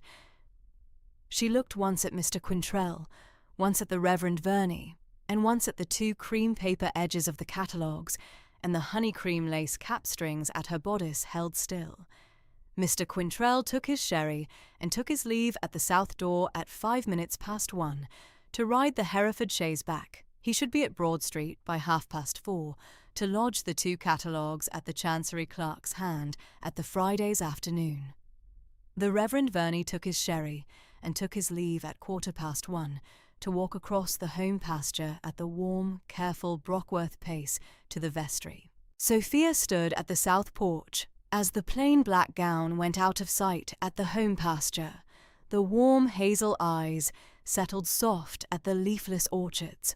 Thursday, the 27th of January, came up cool and pale. Sophia was at the writing table at 9:30 at Album 4 at page 8, where the polypody from the south wall had been drawn from life on the Tuesday past. The cool, pale yellow morning held still at the south sash window. The gentle italic of her caption pen worked careful at the foot of the plate. A short note came up at the Morning Post from Mr. Quintrell at Broad Street, Hereford. Madam, the 2 catalogues were lodged at the Chancery Clerk's hand at the Wednesday's afternoon at 4. Mr. Underwood's letter of withdrawal of the Parole Trust notice came up at my chambers at the same hour, signed at his own gout-flushed hand at the foot, witnessed by Mr. Felton. The matter is at law, withdrawn in entirety. William Quintrell. Sophia set the note careful at the green baize and folded her hands soft at her bodice a careful breath. She wrote a warm half-sheet of thanks to Mr. Quintrell at the warm Herefordshire voice, and laid it at the silver salver for the afternoon post. The fire at the hearth said nothing. She returned at her warm, careful pace at Album 4 at page 8, and at the polypody plate she had been at when the Quintrell note came up at the south door. She had not lifted the caption pen at the foot of the plate at any moment since the previous Wednesday's 11 of the morning.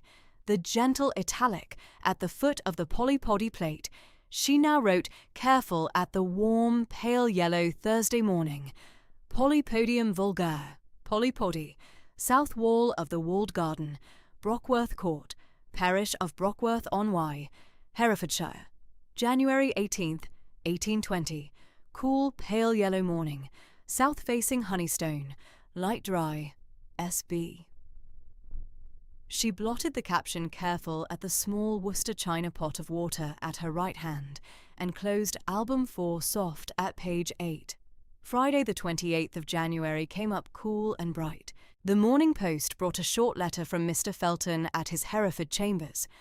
At the warm confirmation of his withdrawal, and the warm reiteration of his offer of good offices at no fee at any future hour, and at the careful inclusion of the Hereford bars, printed Christmas list of practising barristers of the county that he had set in at his own gentle keeping. Sophia replied warm and careful at the afternoon post in 2 careful sentences at her warm Herefordshire voice, and laid the reply at the silver salver. She returned at Album 4 at the South Library writing table, at the gentle italic at the foot of the polypody plate, and the cool, pale yellow Wye Valley morning held the south sash window still. Saturday the 29th of January, in 1820 came up at Brockworth Court in the careful, pale yellow Wye Valley light. Sophia was at the South Library writing table at 3:30 of the afternoon. The Quintrell note of withdrawal lay folded modest at her right elbow. Album 4 lay open at page 8 at the polypody plate at her left. The 2 catalogues had been returned at the lower shelf at the south corner. The brass bell at the writing table said nothing. She did not celebrate. She lifted no glass. She wrote no triumphant letter. She did not stand at the window at a moment of satisfaction. The warm Herefordshire careful was at her throat, and at her warm hazel eyes, and at the soft breath at her bodice. She had not thought of victory that afternoon. She had thought, careful, of her late great-aunt, the testatrix, at the South Orangery on the warm afternoon of the 18th of September 1818, at the warm settled keeping of her own gentle fern and alpine collection, at the gentle pots at the south bench at her right shoulder, at the warm Wye Valley afternoon at her face, at the warm settled letter she would write a year later, at the south parlour, at the pale yellow Herefordshire afternoon of the 14th of October, 1819. The cool pale yellow afternoon held the south sash window very still. The honey-cream lace cap strings held still.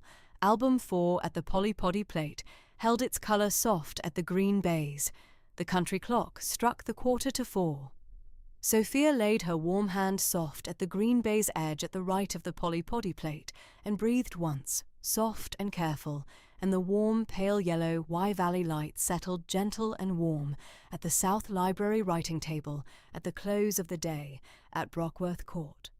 The late February of the year of our Lord, 1820, came over Brockworth on Wye in the pale yellow Wye Valley fashion, the first primroses showing at the south wall of the walled garden, snowdrops at the foot of the South Orangery, early polypody fronds unfurling along the apple and pear orchard wall, and Sophia Beauchamp at the South Library writing table, morning by morning at the careful gentle italic of Album 4.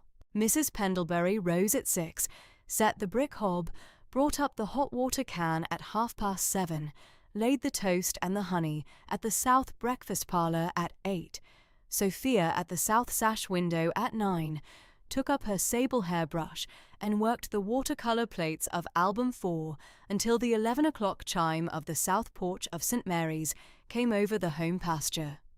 She had taken, since the closing Saturday of January, when Mr. Underwood withdrew, to a settled Wye Valley rhythm, the same gentle rhythm she had kept at the Bredwardine Parsonage these 8 years past, only the south parlour window was now the South Library sash, and the careful 8 miles between Bredwardine and Brockworth were the careful 8 miles already behind her. Mrs. Pendlebury at the brick hob in soft plum bombazine, the lace cap careful at the nape, kept her standing keeping. Mr. Trewin at the home pasture in the plain dark coat, weathered fair at the cheek, came up to the south porch the Monday and Thursday mornings to lay the home pasture account at the green baize. Mr. Carberry at the south door in the plain black tailcoat kept the south door. The Reverend Augustus Verney at the rectory on the South Lane came over to the South Library at the Wednesday afternoon tea hour at 4 o'clock and read at the second sash a small considered Herefordshire sermon paper at his own preparation, and they took the tea at the Worcester china at 4:30 in the gentle Wye Valley fashion the Lanyon family had kept these many years. The mornings of the late February settled at the South Library window in a pale yellow even light, and the afternoons settled at the South Library writing table in a soft slanting western light at 3, and the evenings settled at the south parlour fire in a mild even glow at the brick hob, and Sophia, in unrelieved black gabardine, sat at each of the 3 by turns, at her gentle italic and her sable hairbrush and her small open green calf reading book of Hooker's Flora Scotica, lent down from the South Library shelf at the Reverend Verney's settled recommendation, and the gentle Wye Valley hours passed in the orderly fashion she had known 8 years past at her father's south parlour. The post from Hereford came up the South Lane at the Tuesday morning, 11 o'clock chime of each week, brought by the parish cottager's son in the small brown jacket. The letters from Bredwardine Parsonage came once a fortnight at her father's settled hand, and Sophia at the South Library writing table read them at the gentle pale yellow Tuesday morning light at the south sash, and replied by the Wednesday post in 5 settled paragraphs at her own careful italic. In the second week of February, Sophia took, at her settled wish, with the Reverend Verney's careful counsel, a reading companion at the South Library. Miss Phoebe Coverdale of the Brockworth Parish School. Miss Coverdale, 23 years of age, gentle 5'4", soft mid-brown hair plaited at the nape under a plain cream cap, mild grey eyes, plain dove-grey country muslin. She came over from the parish school cottage at the South Lane at the Tuesday and Friday 3 o'clock hour, and read at the South Library sash with Sophia, an hour at the Vicar of Wakefield and an hour at the small Cambridge botanical papers Mr. Henslow had sent over the year before to Lady Henrietta. The Reverend Verney sat at the second sash with the tea and the bread and honey, while the two read, and Mrs. Pendlebury at the brick hob below kept the gentle pale yellow keeping of the South Library above her. Miss Coverdale was the first mistress of the parish school these 4 years past at the careful settling of Lady Henrietta, who had set up the parish school in the year of our Lord, 1812, at the asking of the Reverend Verney, and who had since paid the parish school mistress's stipend at the customary £40 a year from the Brockworth estate. Sophia at the Lady Day Quarterday continued the customary stipend, and Miss Coverdale at the South Library sash read the gentle afternoon hours in mild gratitude. By the 3rd week of February, Sophia had, at her settled wish, with Miss Coverdale's counsel, set in train a small considered undertaking, a Saturday afternoon parish ferning walk for the 6 elder girls of the parish school. 6 girls of 14 and 15 years of age, gentle Wye Valley girls of the parish, the daughters of the parish cottagers and the home pasture men, the future country mothers of the next generation. Hetty Burwood, Phoebe Coverdale, who at 23 was the eldest of the 6, and the settled first mistress at the same time, Damaris Carberry, the niece of Mr. Carberry the butler, Letitia Sandys, Faith Yelverton, and Sophie Glanville. The 6 were to meet at the south porch of Brockworth Court at the Saturday afternoon 2 o'clock hour and walk with Sophia until 4, to the Wye Meadow on the south side of the home pasture, to the south churchyard wall of St. Mary's, to the apple and pear orchard wall on the west side of the walled garden, and to the south slope of the half-acre alpine garden that had been Lady Henrietta's keeping. At each station, Sophia, in her quiet, Wye Valley voice, would name the species at the wall: the hart's tongue at the south churchyard wall, the polypody at the apple and pear orchard wall, the lady fern at the Wye Meadow, the male fern at the alpine garden south slope, and the 6 girls would gather one careful frond and press it between 2 clean leaves of brown paper at the small homemade copybook each had brought.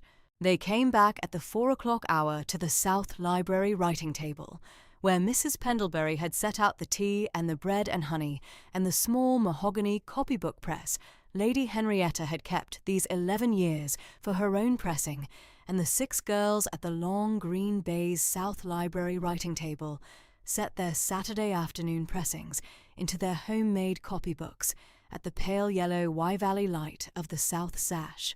Sophia, at the head of the green baize, in her gentle italic, wrote at the top of each girl's first page the name of the species and the parish, and the date in her own hand, and each girl, thereafter, wrote out the italic at her own careful copying.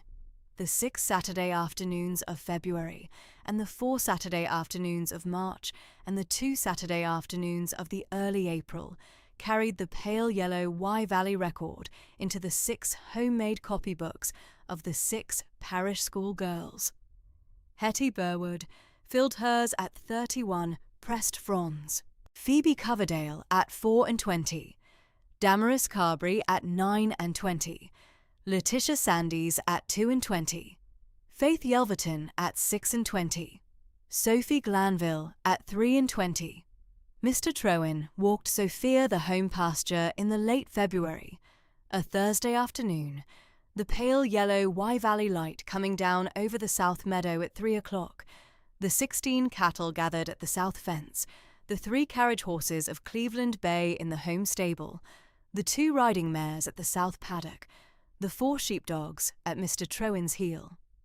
The Wye ran warm grey-silver at the south meadow that afternoon, the pale yellow February light coming down upon the grey-silver water in the settled Wye Valley fashion the river had kept all the years of the Lanyon family at the manor, and Sophia at the south meadow gate stood 10 quiet minutes at her standing observation. Mr. Trowan at her right hand, in his plain dark coat, at the gentle silence of the home pasture, said only at the close, "She runs warm, ma'am, at this season of the year, and shall keep so until the May." Sophia gave the soft reply, "I am gratified, Mr. Trowan, to know it." They turned back at the south meadow gate and walked the riverside path of the home pasture as far as the south paddock, and then up the cart track to the south orangery and the south library door. Mr. Trowan, in his plain dark coat, at her right hand, said only at the chime that the early lambs of the parish flock had come down at the south pasture this past fortnight at the standing rate of the season, and that the cottagers of the south lane sent up their respects to the new mistress at the manor. Sophia gave the gentle reply that she should call at each cottage in the parish at the close of April in the country fashion her late great-aunt had kept, and Mr. Trowan inclined the steady head at her once and went down again to the home pasture. In the middle of March, Sophia set herself at the Lady Day post on the Friday morning of the 17th to a settled undertaking she had been turning over since the close of January. The dispatch by the Lady Day Cambridge post of 4 watercolour plates from her own Album 4 to Mr. Henslow at Cambridge. The 4 plates Sophia chose at her standing judgment: the Hart's Tongue at the south wall of the walled garden, painted at the pale yellow January morning of the 12th, the Polypody at the south orangery foot, painted at the pale yellow January morning of the 17th, the Male Fern at the apple and pear orchard wall, painted at the pale yellow February morning of the 2nd, and the Lady Fern at the Wye meadow, painted at the pale yellow February morning of the 18th. She wrapped the 4 plates in soft cream tissue and brown paper at the South Library writing table at the Thursday afternoon of the 16th, and laid them in the Hereford post bag at the Friday morning of the 17th, with a settled Wye Valley letter at her own gentle italic, 5 sentences, no more, in the gentle fashion her late great-aunt had kept at her own correspondence, commending the 4 plates to Mr. Henslow's Cambridge consideration.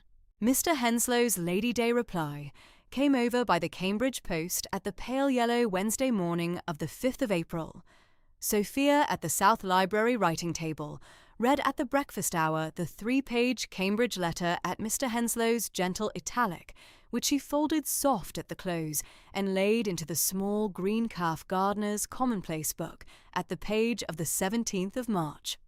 Mr. Henslow had read the 4 plates with standing Cambridge attention, had considered the gentle italic captions at the foot of each, had set them at the keeping of the Cambridge Botanical Society's circulation, and would, at his own careful keeping, include them at the next society circulation of the month of May. It was upon the pale yellow Wednesday afternoon of the 2nd and 20th of March, at the 3:30 chime of the south porch of St. Mary's, that the second Brockworth discovery came over Sophia at the South Library writing table. She had been at the Green Bays since the 2 o'clock hour at the small green calf gardener's commonplace book of Lady Henrietta, the 33 years commonplace book Lady Henrietta had kept at the manor since the settled year of 1786, and had set down in her postscript at the closing leaf of the sealed October letter, as for Sophia's hand, at the South Library writing table. Sophia had been turning the pages since the 8th of January, at one careful 11-year segment at the time, the 1786s, the 1790s, the early 1800s, and was on this Wednesday afternoon of the 22nd of March at the 1812s. She turned the page of the early May, and at the page of the 14th, set in at the central crease, at Lady Henrietta's own gum-tab fastening, was a small watercolour plate, 6 inches by 4, at Lady Henrietta's own gentle, late 18th century Italic hand, a prickly shield fern. A Bredwardine prickly shield fern, Polystichum lobatum, at the sable hair stroke at Lady Henrietta's own brush, dated at the foot of the plate in late 18th century italics. 14. May 1792. The plate's gentle italic caption at the foot read, Polystichum lobatum, prickly shield fern, South Churchyard Wall, Bredwardine, Herefordshire. 14 May 1792. The warm, pale yellow Wye Valley morning of the wedding of my dear niece Charity Verney to the Reverend Hadrian Beauchamp at Hereford Cathedral at noon. Gathered at the warm, careful 8 o'clock morning at the South Churchyard Wall, painted at the south porch of the cathedral at the warm, careful 3 o'clock afternoon, after the breakfast at the Green Dragon at Broad Street. H. Lanyon. Sophia set the small green calf commonplace book, gentle at the green baize, at the long oak South Library writing table. She held the 1792 plate at the central crease for one warm, careful moment. Lady Henrietta had walked to the Bredwardine churchyard south wall on the warm, pale yellow Wye Valley morning of Sophia's parents' wedding at Hereford Cathedral, 28 years before, and gathered the same warm, careful, prickly shield fern Sophia had herself gathered on the warm, pale yellow Wye Valley morning of 22nd December, 1819, at the same warm, careful 8 o'clock hour. She did not weep. She set her warm hand careful at the plate's careful italic caption and stood 10 warm minutes at the South Library window. Mrs. Pendlebury at the brick hob did not speak. She set down the brass apothecary scale she had been polishing and stood in warm, kind Wye Valley silence for the warm 10 minutes that followed. Sophia drew one mild, even breath and copied the 1792 italic caption into her own album 4 at the central crease of her own page 5. She turned at the 4 o'clock chime from the South Library window back to the green baize. She set the small green calf commonplace book gentle at the keeping of her own right hand. She laid album 4 at the keeping of her own left hand. She set the two side by side at the long oak South Library writing table, page 5 of album 4 at the right, the 14th of May, 1792 of the commonplace book at the left, and read at her own gentle italic the two captions, one after the other. Then she closed the small green calf commonplace book, soft at the careful fastening, set it at the small mahogany shelf at the South Library that Lady Henrietta had kept for it, and went down to the south breakfast parlour at the 5 o'clock hour at the tea, where Mrs. Pendlebury had set out the bread and honey at the small Worcester china, and the pale yellow afternoon closed at the manor in mild Herefordshire equanimity. Lady Day. Saturday, the 25th of March, was the spring quarter day. The customary quarter day of the Wye Valley estates of the parish of Brockworth-on-Wye, on which Mr. Trowin the steward laid up the accounts of the home pasture at the Green Baize South Library writing table at the 11 o'clock hour. He came up the south stair in his plain dark coat at the chime, the leather account folio at his right hand, and set the folio gentle at the green baize before Sophia at the south sash. Sophia, in unrelieved black mourning gabardine at the standing italic of 8 years' practice, took up the goose quill pen at her right hand, opened the folio at the first page, and read at the column the 4 standing entries of the home pasture: the 16 cattle, the 3 carriage horses of Cleveland Bay, the 2 riding mares, the 4 sheepdogs, the customary stipend of Miss Coverdale at the parish school at £40 a year, the customary stipend of Mr. Carberry at the butler's keeping at £65 a year, the customary stipend of Mr. Trowin at the steward's keeping at £100 a year, the customary stipend of Mrs. Pendlebury at the housekeeper's keeping at £55 a year, the customary rent of the steward's cottage at the sum of £9 8 shillings a year, and signed at the Brockworth column at her own gentle italic, S. Beauchamp, Brockworth, Lady Day, 1820. Mr. Trewin took up the folio at the gentle close, inclined the steady head at her, and went down again to the home pasture at the customary rent, and the customary stipends, and the standing keeping that the Lanyon family had kept these many years.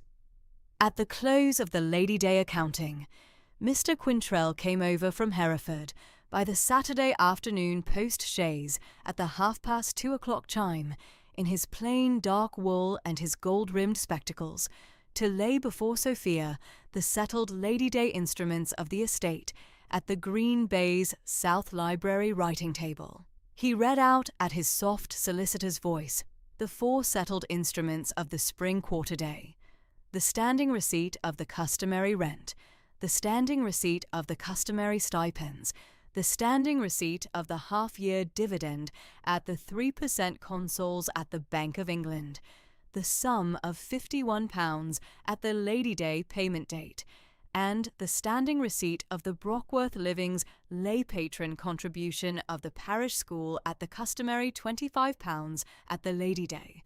Sophia signed each at her own gentle italic at the foot of each instrument, and Mr. Quintrell at the close folded the 4 into the leather instrument case at his right hand, gave the soft Hereford bow at the south sash, and went out at the south porch to the Saturday afternoon post-chaise at the 3:00 chime. In the middle of the second week of April, the 6 parish schoolgirls came over to the south porch at the Saturday afternoon of the 15th at the 2:00 chime, but they did not come for the Saturday ferning walk. They came at Miss Coverdale's careful arrangement at the close of the ferning walk programme of February and March, with a small considered gift at their 6 gentle hands, a small Herefordshire wildflower album.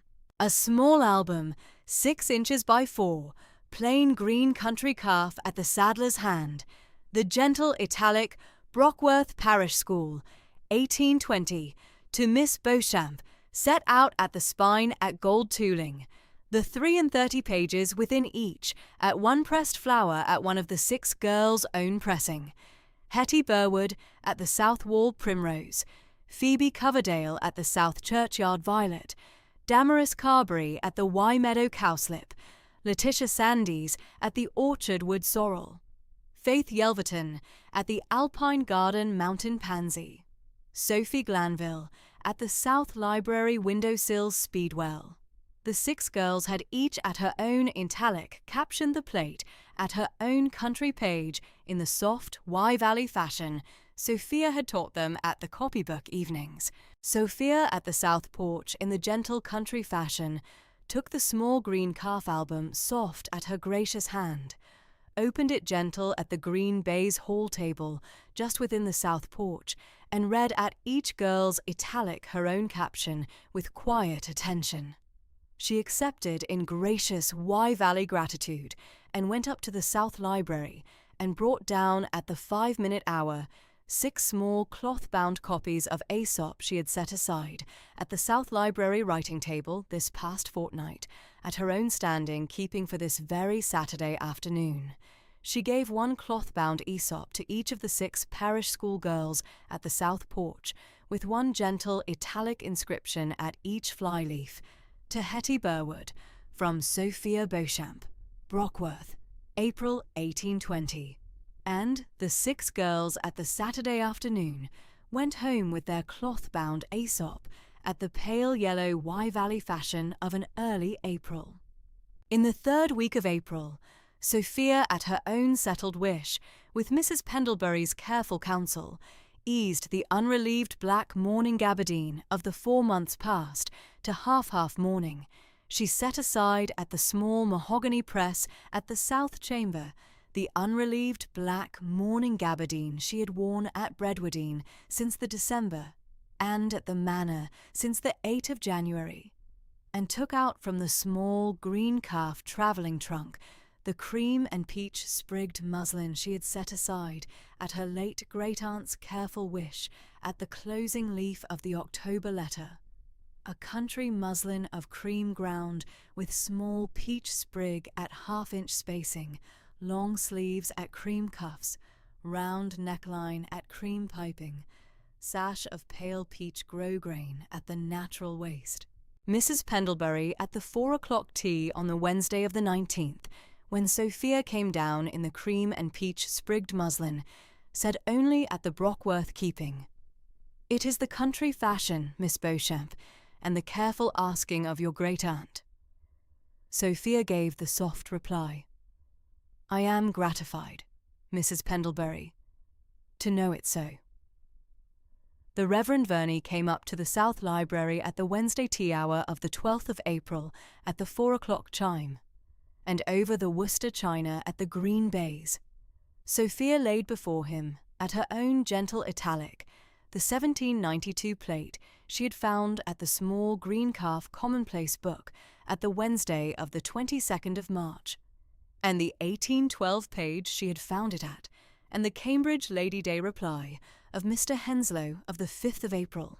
The Reverend Verney, at the second sash in his plain black gown, sat 10 quiet minutes at the considered reading of the 1792 plate, set down the Worcester teacup gentle at the green baize, and said at his own soft Wye Valley voice, "I have something to say at the setting down of this morning, Miss Beauchamp, that I have been at the keeping of since the November of last year, and that I had not, before this Wednesday, the settled understanding to set out." He had, he said, the last conversation with Lady Henrietta at the South Library on the Wednesday afternoon of the 17th of November of the year of our Lord 1819, 1 month before her passing. Lady Henrietta, in that November conversation, at the green baize South Library writing table, had asked him, at the close of her own gentle patience, to bring her small Wye Valley candle. It was the name she had at her own soft Wye Valley fashion for Sophia, whom she had not in 27 years come over to see at Bredwardine. At the eventual setting of the year following, the small green calf commonplace book's 1812 page of the 1792 wedding fern, with my warm, careful asking pardon. She did not name the species, the Reverend Verney said gentle. She said only in the soft Wye Valley fashion of an old great-aunt at the autumn close, the 1792 wedding fern at the 1812 page. I had set it at my standing keeping in November, and at the December of the bereavement had not the settled understanding to set it out. I had supposed, until this Wednesday tea hour, that she had meant some Brockworth keepsake at her own hand.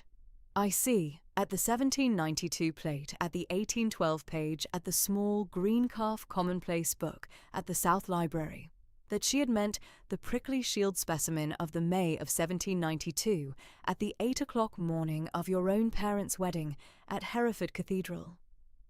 Sophia at the green baize gave one soft Wye Valley reply. "The matter squares, Mr. Verney. I am gratified at the telling." The Reverend Verney took up the Worcester teacup at the green baize, set down the saucer, and looked once at the south sash, where the pale yellow April light was coming down over the home pasture in the soft Wye Valley fashion of an early Brockworth Eastertide, and said only at the close, "She kept it 28 years, Miss Beauchamp, at the 1812 page. She set it out at the keeping she had to give." Easter Sunday, the 23rd of April of the year of our Lord. 1820 came over the parish in the pale yellow Wye Valley fashion of a settled April. The bells of St. Mary's of Brockworth-on-Wye rang at the 10 o'clock chime over the home pasture, and Sophia at the south porch at the 10:30 took up her cream lace gloves at the green baize hall table, took up her cream and peach country bonnet, took up the small green prayer book at her late mother's hand of 1790, and went out at the south porch with Mrs. Pendlebury 3 paces behind in soft plum bombazine, down the south lane to the morning service of the Reverend Verney at the 11 o'clock chime. Sophia, in cream and peach, sprigged muslin half mourning, the pale peach grosgrain sash at the natural waist, the Lanyon family pearl eardrops at the ear, a careful sprig of early Wye Valley polypody at the bodice in the gentle place, a country lady set a Sunday sprig. The Reverend Verney at the chancel in the plain Easter surplice took the Easter service in the standing fashion the Lanyon family had kept these many years, and the parish at the pews kept the Easter at his soft Wye Valley voice. The Easter lessons were the lessons appointed at the Book of Common Prayer, the Morning Collect, the Epistle at the Corinthians, the Gospel at the Mark. And the Easter hymn at the close was Wesley's "Christ the Lord is risen today," at the small parish organ played at Miss Coverdale's own gentle hand. Sophia at the Lanyon pew at the south aisle stood at the hymn in mild composure, and the parish at the close inclined the considered head at the new mistress of the manor. After service in the south porch at the 20 past noon, as the parish came out at the pale yellow Easter light of the morning, an unfamiliar tall Wye Valley country gentleman of 38, warm hazel eyes the colour of cider at the autumn close, the look of a man who had been at Heathcote Park these 4 years past since his late wife's 3-year mourning began, inclined deeply at her and at the Reverend Verney at the south porch. The Reverend Verney took up the introduction in soft Wye Valley gravity at his plain black gown. Miss Beauchamp, Sir Hugo Heathcote, 6th Baronet Heathcote, of Heathcote Park, 7 miles northeast on the higher ground above the Worcester-Hereford border. Sir Hugo is the lay patron of the Brockworth living and the standing improver of the parish school these 8 years past, and a fellow of the Linnean Society of London these 7 years past. Sir Hugo Heathcote was tall, lean, 6'1", dark chestnut hair cut close at the nape with one streak of pure silver above the left temple, warm hazel eyes the colour of warm Herefordshire cider at the autumn close, weathered fair Wye Valley skin, the Heathcote baronial signet on his right hand, honey fawn morning coat over plain cream waistcoat. Sir Hugo at the south porch observed in a soft Wye Valley voice that he had known Lady Henrietta since the 1812 as the considered Wye Valley botanical patroness of the parish, and had been moved at the December bereavement. He had, at the September of 1819 parish school inspection, seen at the Reverend Verney's hand one of Lady Henrietta's small Wye Valley plates, and had remarked at the time that the parish kept a small considered country watercolour at one woman's hand that the larger Hereford circles did not. He had not, in his 8 years at Heathcote Park, expected to see that hand continue.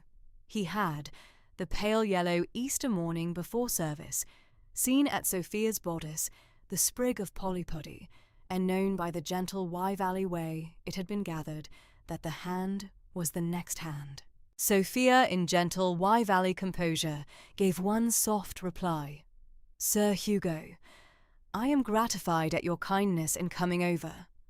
The Wye Valley record I shall continue at my late great-aunt's settled wish."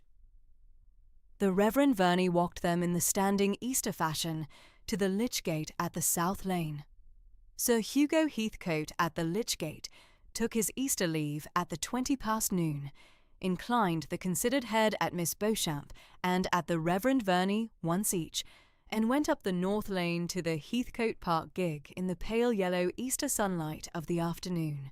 Sophia walked back along the South Lane with Mrs. Pendlebury 3 paces behind in soft plum bombazine, the small green prayer book of 1790 at her right hand, the small polypody sprig at the bodice, the pale yellow Wye Valley Easter Sunday afternoon, closing in the soft fashion the Lanyon family had kept these many years.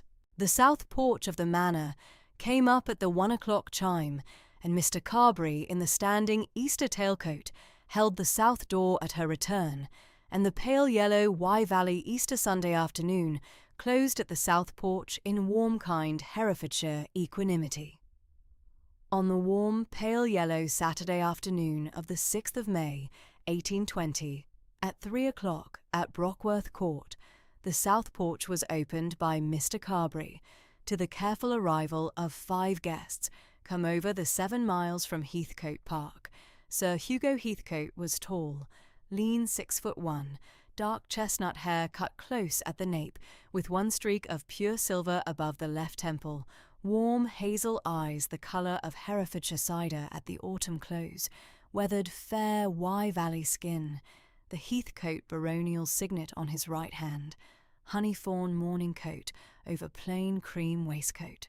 At his right side stood his daughter Miss Margaret Heathcote, 9 years old, soft auburn hair plaited with peach ribbons, warm hazel eyes her father's, peach and cream sprigged muslin neat at her small person.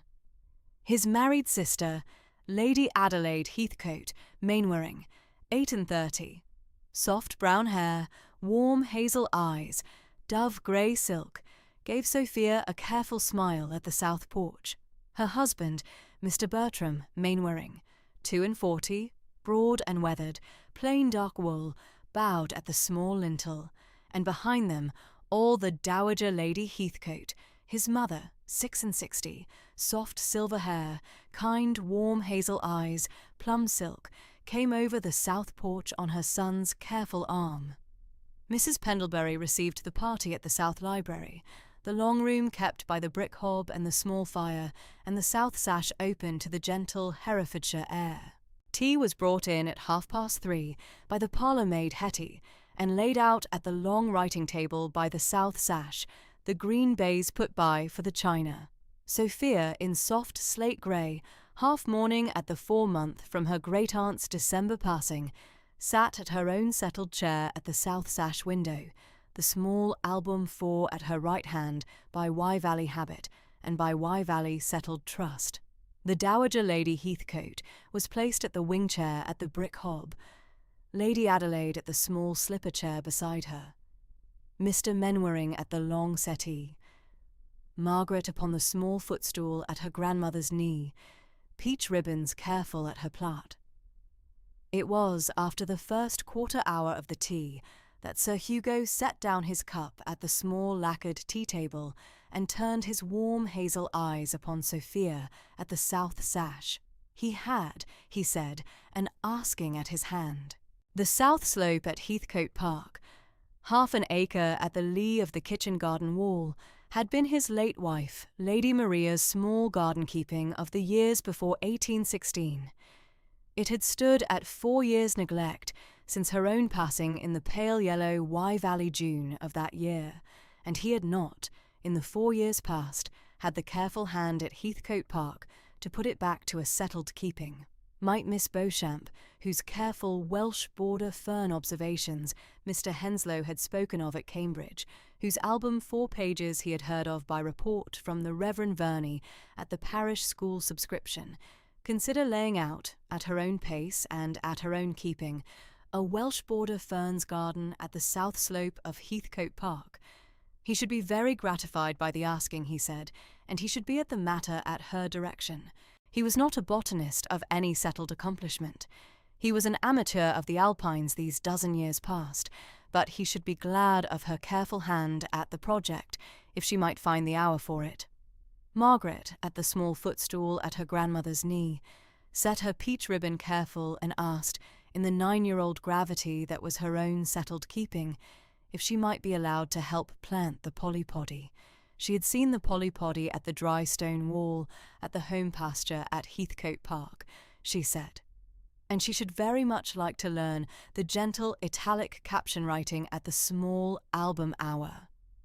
The Dowager Lady Heathcote, at the wing chair, smiled the Wye Valley smile at her granddaughter, and said the matter was very prettily asked.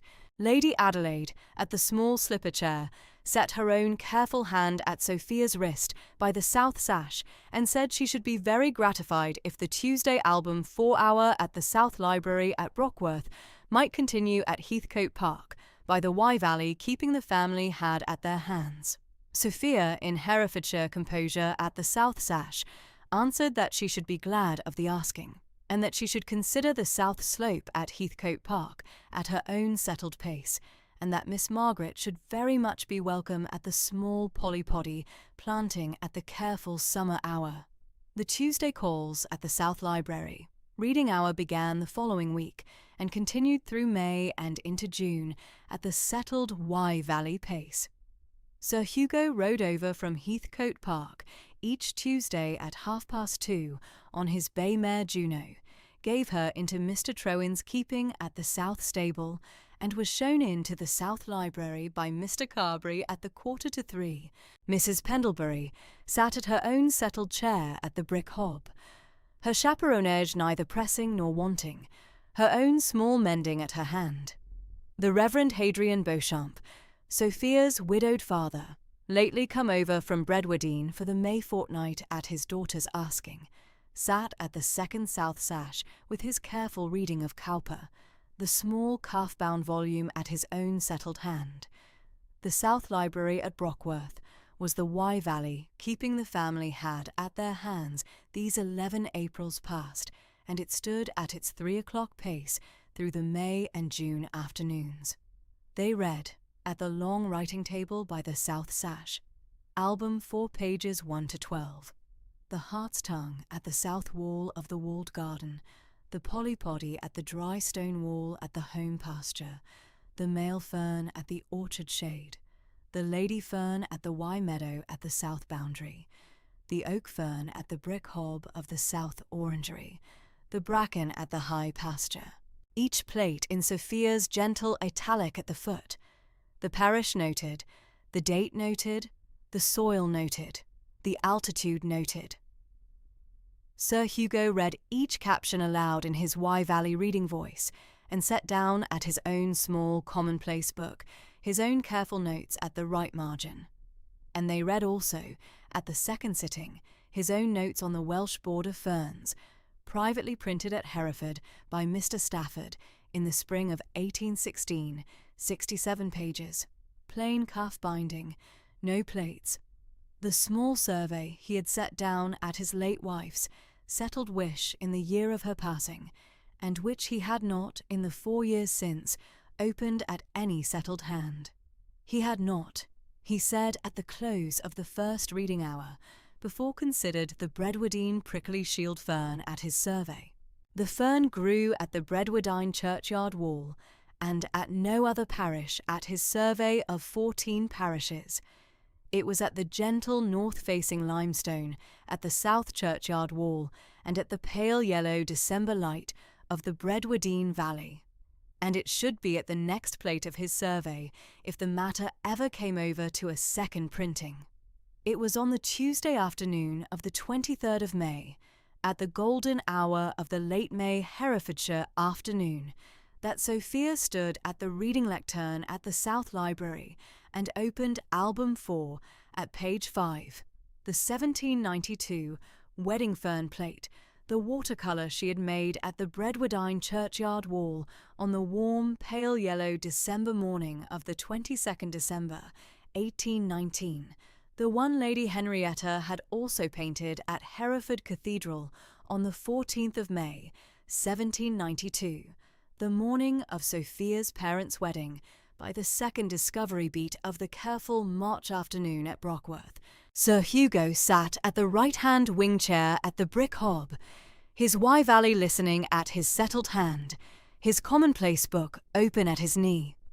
Sophia read the gentle italic caption aloud, Polisticum lobatum, prickly shield fern, South Churchyard Wall, Bredwardine, Herefordshire, December 22nd, 1819. Cool, pale yellow morning, north-facing limestone, light damp. S.B. And at the close of the small italic line she caught his warm hazel eyes upon her face, one moment too late. She looked away to the south sash window, where the warm late May Herefordshire afternoon stood at golden hour, over the home pasture and the careful Wye Valley fields beyond.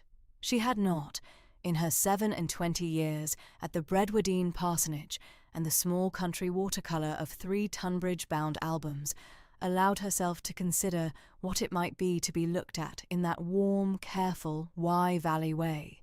She had not, at present, any settled opinion of the matter. except that the small page 5 at her hand had grown to be a different gentle italic caption at the warm 3 o'clock afternoon than it had been at the warm pale yellow morning of 22nd December 1819 at Bredwardine, and that the warm hazel of his eyes at the South Library hearth was a colour she had not, at 27 years of Wye Valley Aprils, learnt to give a proper name to. She set the small turning of the page at her own pace and at her own settled hand, and read on. Her father at the second south sash did not look up from his cowper. Mrs. Pendlebury at the brick hob did not look up from her mending. Sir Hugo at the wing chair set down one careful line at his commonplace book, and did not either look up.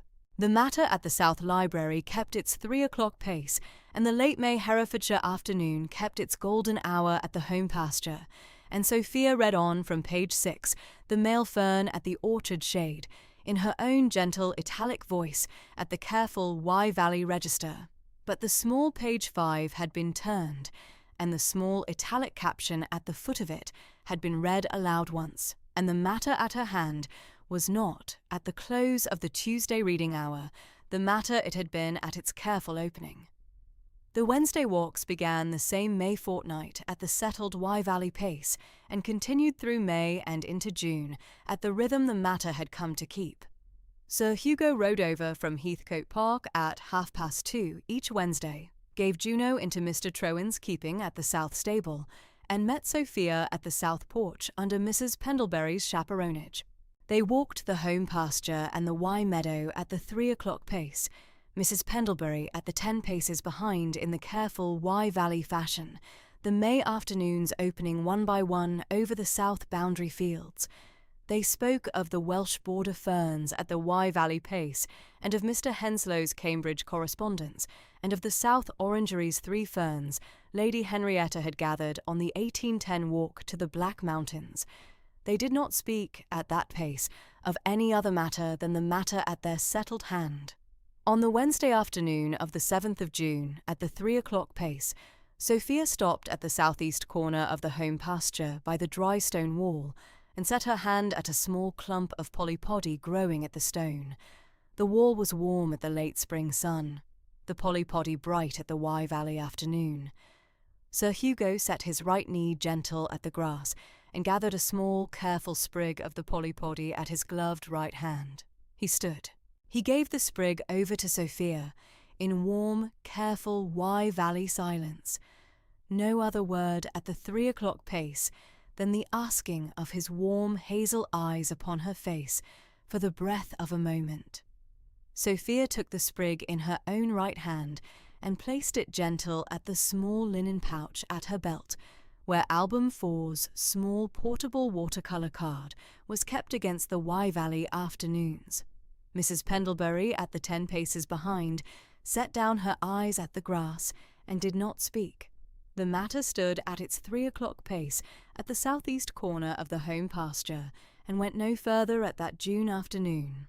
It was on the Wednesday afternoon of the 28th of June at the South Library, after the Album 4 reading hour had come to its 3 o'clock close, and Mrs. Pendlebury had stepped out to the south parlour for the tea things, that Sir Hugo set down his commonplace book at the long writing table, and asked Sophia in the Wye Valley Register the matter required, if she might be at home to him at the south parlour on the Saturdays through July, at Mrs. Pendlebury's chaperonage.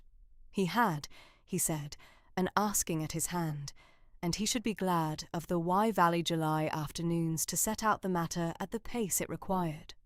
Sophia, in Wye Valley gravity at the south sash, set down her brush, gentle at the small Worcester china pot of water at her right hand.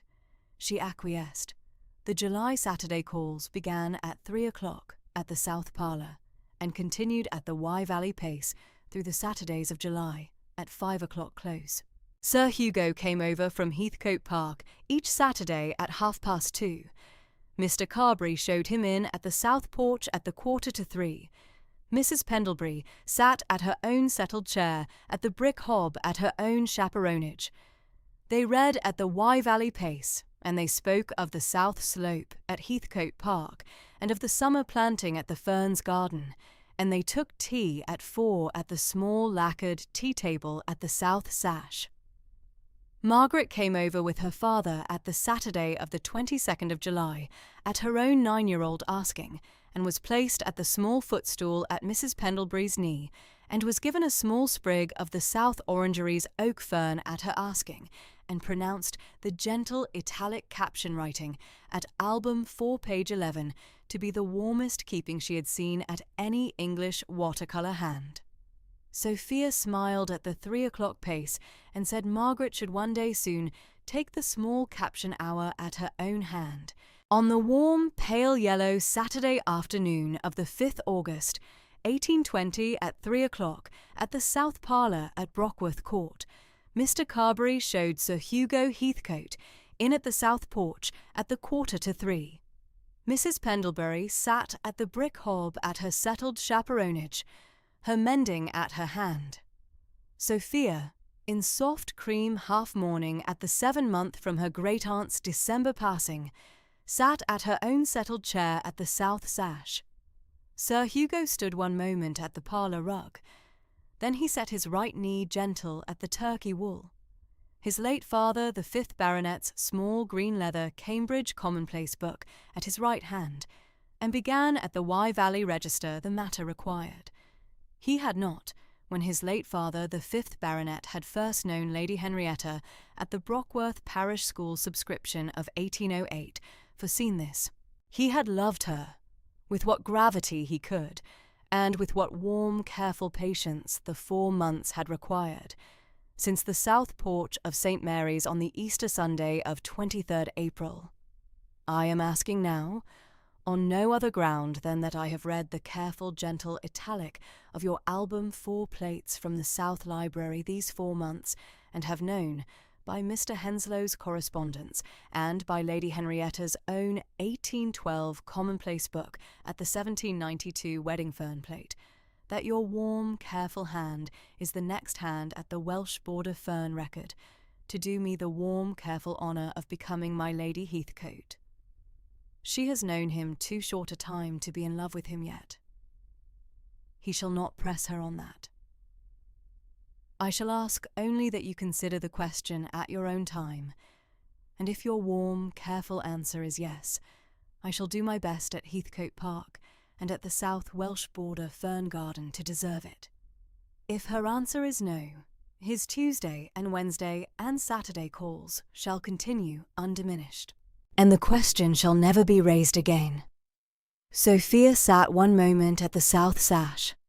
The warm, pale yellow August afternoon stood at golden hour over the home pasture, and the Wye Valley silence at the south parlour kept its settled pace. She set her right hand at the small linen pouch at her belt, where the small sprig of the 7th June polypody was kept against Album 4's portable watercolour card. She answered, in gentle, warm, Wye Valley composure, "Sir Hugo, I shall." She paused at the breath, and added, "I shall, and I should be glad of the small Tuesday album 4 hour at the South Library to continue, by Lady Adelaide's settled wish, even after the wedding bells of Brockworth." Sir Hugo, at the parlour rug, set his late father's small green leather Cambridge commonplace book gentle at the small lacquered tea table at his right hand. He rose and stood one moment at the pale yellow August afternoon. "My dear Miss Beauchamp, I had not, until this small Saturday minute at the parlour rug, foreseen the gentle Wye Valley quiet, at the close of the Tuesday hour, shall be the small candle of my own Heathcote Park evenings to come. I am very gratified by your warm, careful answer." Mrs. Pendlebury, at the brick hob, set down her mending and turned her Wye Valley smile upon the south sash and did not speak. Margaret was brought down from the nursery at 3:30 at Mrs. Pendlebury's asking. She came over the south parlour rug in her peach ribbons at her plait, set her small 9-year-old gravity at her father's right hand, and listened at the Wye Valley silence as he told her the matter. She did not weep at the 3 o'clock pace. She set her small hand gentle at Sophia's own right hand at the south sash, and pronounced in her settled 9-year-old gravity that she should be very glad of a stepmother who read the album 4 at the careful pace her papa read it. Sophia smiled at the golden hour pace and said the small polypody planting at the south slope of Heathcote Park should be at Miss Margaret's own hand at the September pace. The banns were read at St. Mary's of Brockworth-on-Wye by the Reverend Augustus Verney on the Sundays of 13th, 20th and 27th August at the 11 o'clock matins, in the settled Wye Valley fashion the parish had at its hand. The Reverend Hadrian Beauchamp came over from Bredwardine for the August fortnight at his daughter's asking, and sat at the front pew at each Sunday's reading, his Wye Valley pride at his own settled hand. The Dowager Lady Heathcote and Lady Adelaide and Mr. Menwaring came over from Heathcote Park at the second Sunday's banns at their own asking. Mrs. Penbridge, the Brockworth village dressmaker, took Sophia's measure at the south parlour on the Monday morning of the 14th August at her own Wye Valley pace, and the cream Herefordshire muslin morning gown was at the south sash by the Friday afternoon of the 1st September at Mrs. Pendlebury's careful inspection. On the warm, pale yellow Saturday morning of the 9th September 1820, at 10 o'clock at St. Mary's of Brockworth-on-Wye, the Reverend Augustus Verney stood at the south chancel in his plain black gown, his prayer book at his hand at the Wye Valley, pace the parish had at its keeping. Sir Hugo Heathcote stood at the south chancel step in honeyfawn morning coat over plain cream waistcoat, the Heathcote baronial signet at his right hand. Mr. Bertram Mainwaring stood at his side at the brother-in-law's standing. The Reverend Hadrian Beauchamp sat at the front pew at his own Wye Valley pride. Lady Adelaide sat at the second front pew with Margaret at her right hand, peach ribbons careful at Margaret's plait. The Dowager Lady Heathcote sat at the third front pew in plum silk, and her warm hazel eyes at her son's settled standing. Sophia came over the south porch at 10 o'clock at the Wye Valley pace, given on the right arm of Mr. Wilfrid Quintrell of Hereford, who had, by Sophia's asking these 4 months past, in the settled Wye Valley gratitude she had at her hand for his careful sealed letter-keeping of the 22nd December 1819, accepted the father of the bride's substitute office at the south chancel. She was in cream Herefordshire muslin morning gown by Mrs. Penbridge, a small sprig of late summer Wye Valley polypody, and one white and cream rose at the bodice, the Lanyon family pearls at the throat, long ivory silk gloves at her hands, her late mother, Mrs. Charity Beauchamp's small silver locket at the inner pocket of the cream muslin against her heart. The pale yellow September morning stood at the south sash of the parish church at the Wye Valley pace, the morning sun warm at the south porch and the settled fields beyond. The wedding breakfast was at the south dining room at Brockworth Court at the 11 o'clock pace, Mrs. Pendlebury at the sideboard, Mr. Carberry at the south door, Mr. Trewin at the porch. The cream Herefordshire muslin sat at the pale yellow south sash through the breakfast hour, the small late summer polypody at the bodice, the Lanyon pearls at the throat, the Wye Valley fashion at its settled pace through the September morning. If you have stayed with me to the close of this story, I should be glad of one small word from you in the comments below. Tell me the county or the country you are listening from this evening, and one quiet kindness you have lately received that you have not yet had the chance to repay. If this story has been a comfort to your hour, do press the small bell beside the subscribe ribbon at this channel, so that the next Whispers of Love story shall find you in its turn. Until then, be at your ease, and at your candle, and at your hour. Whispers of Love.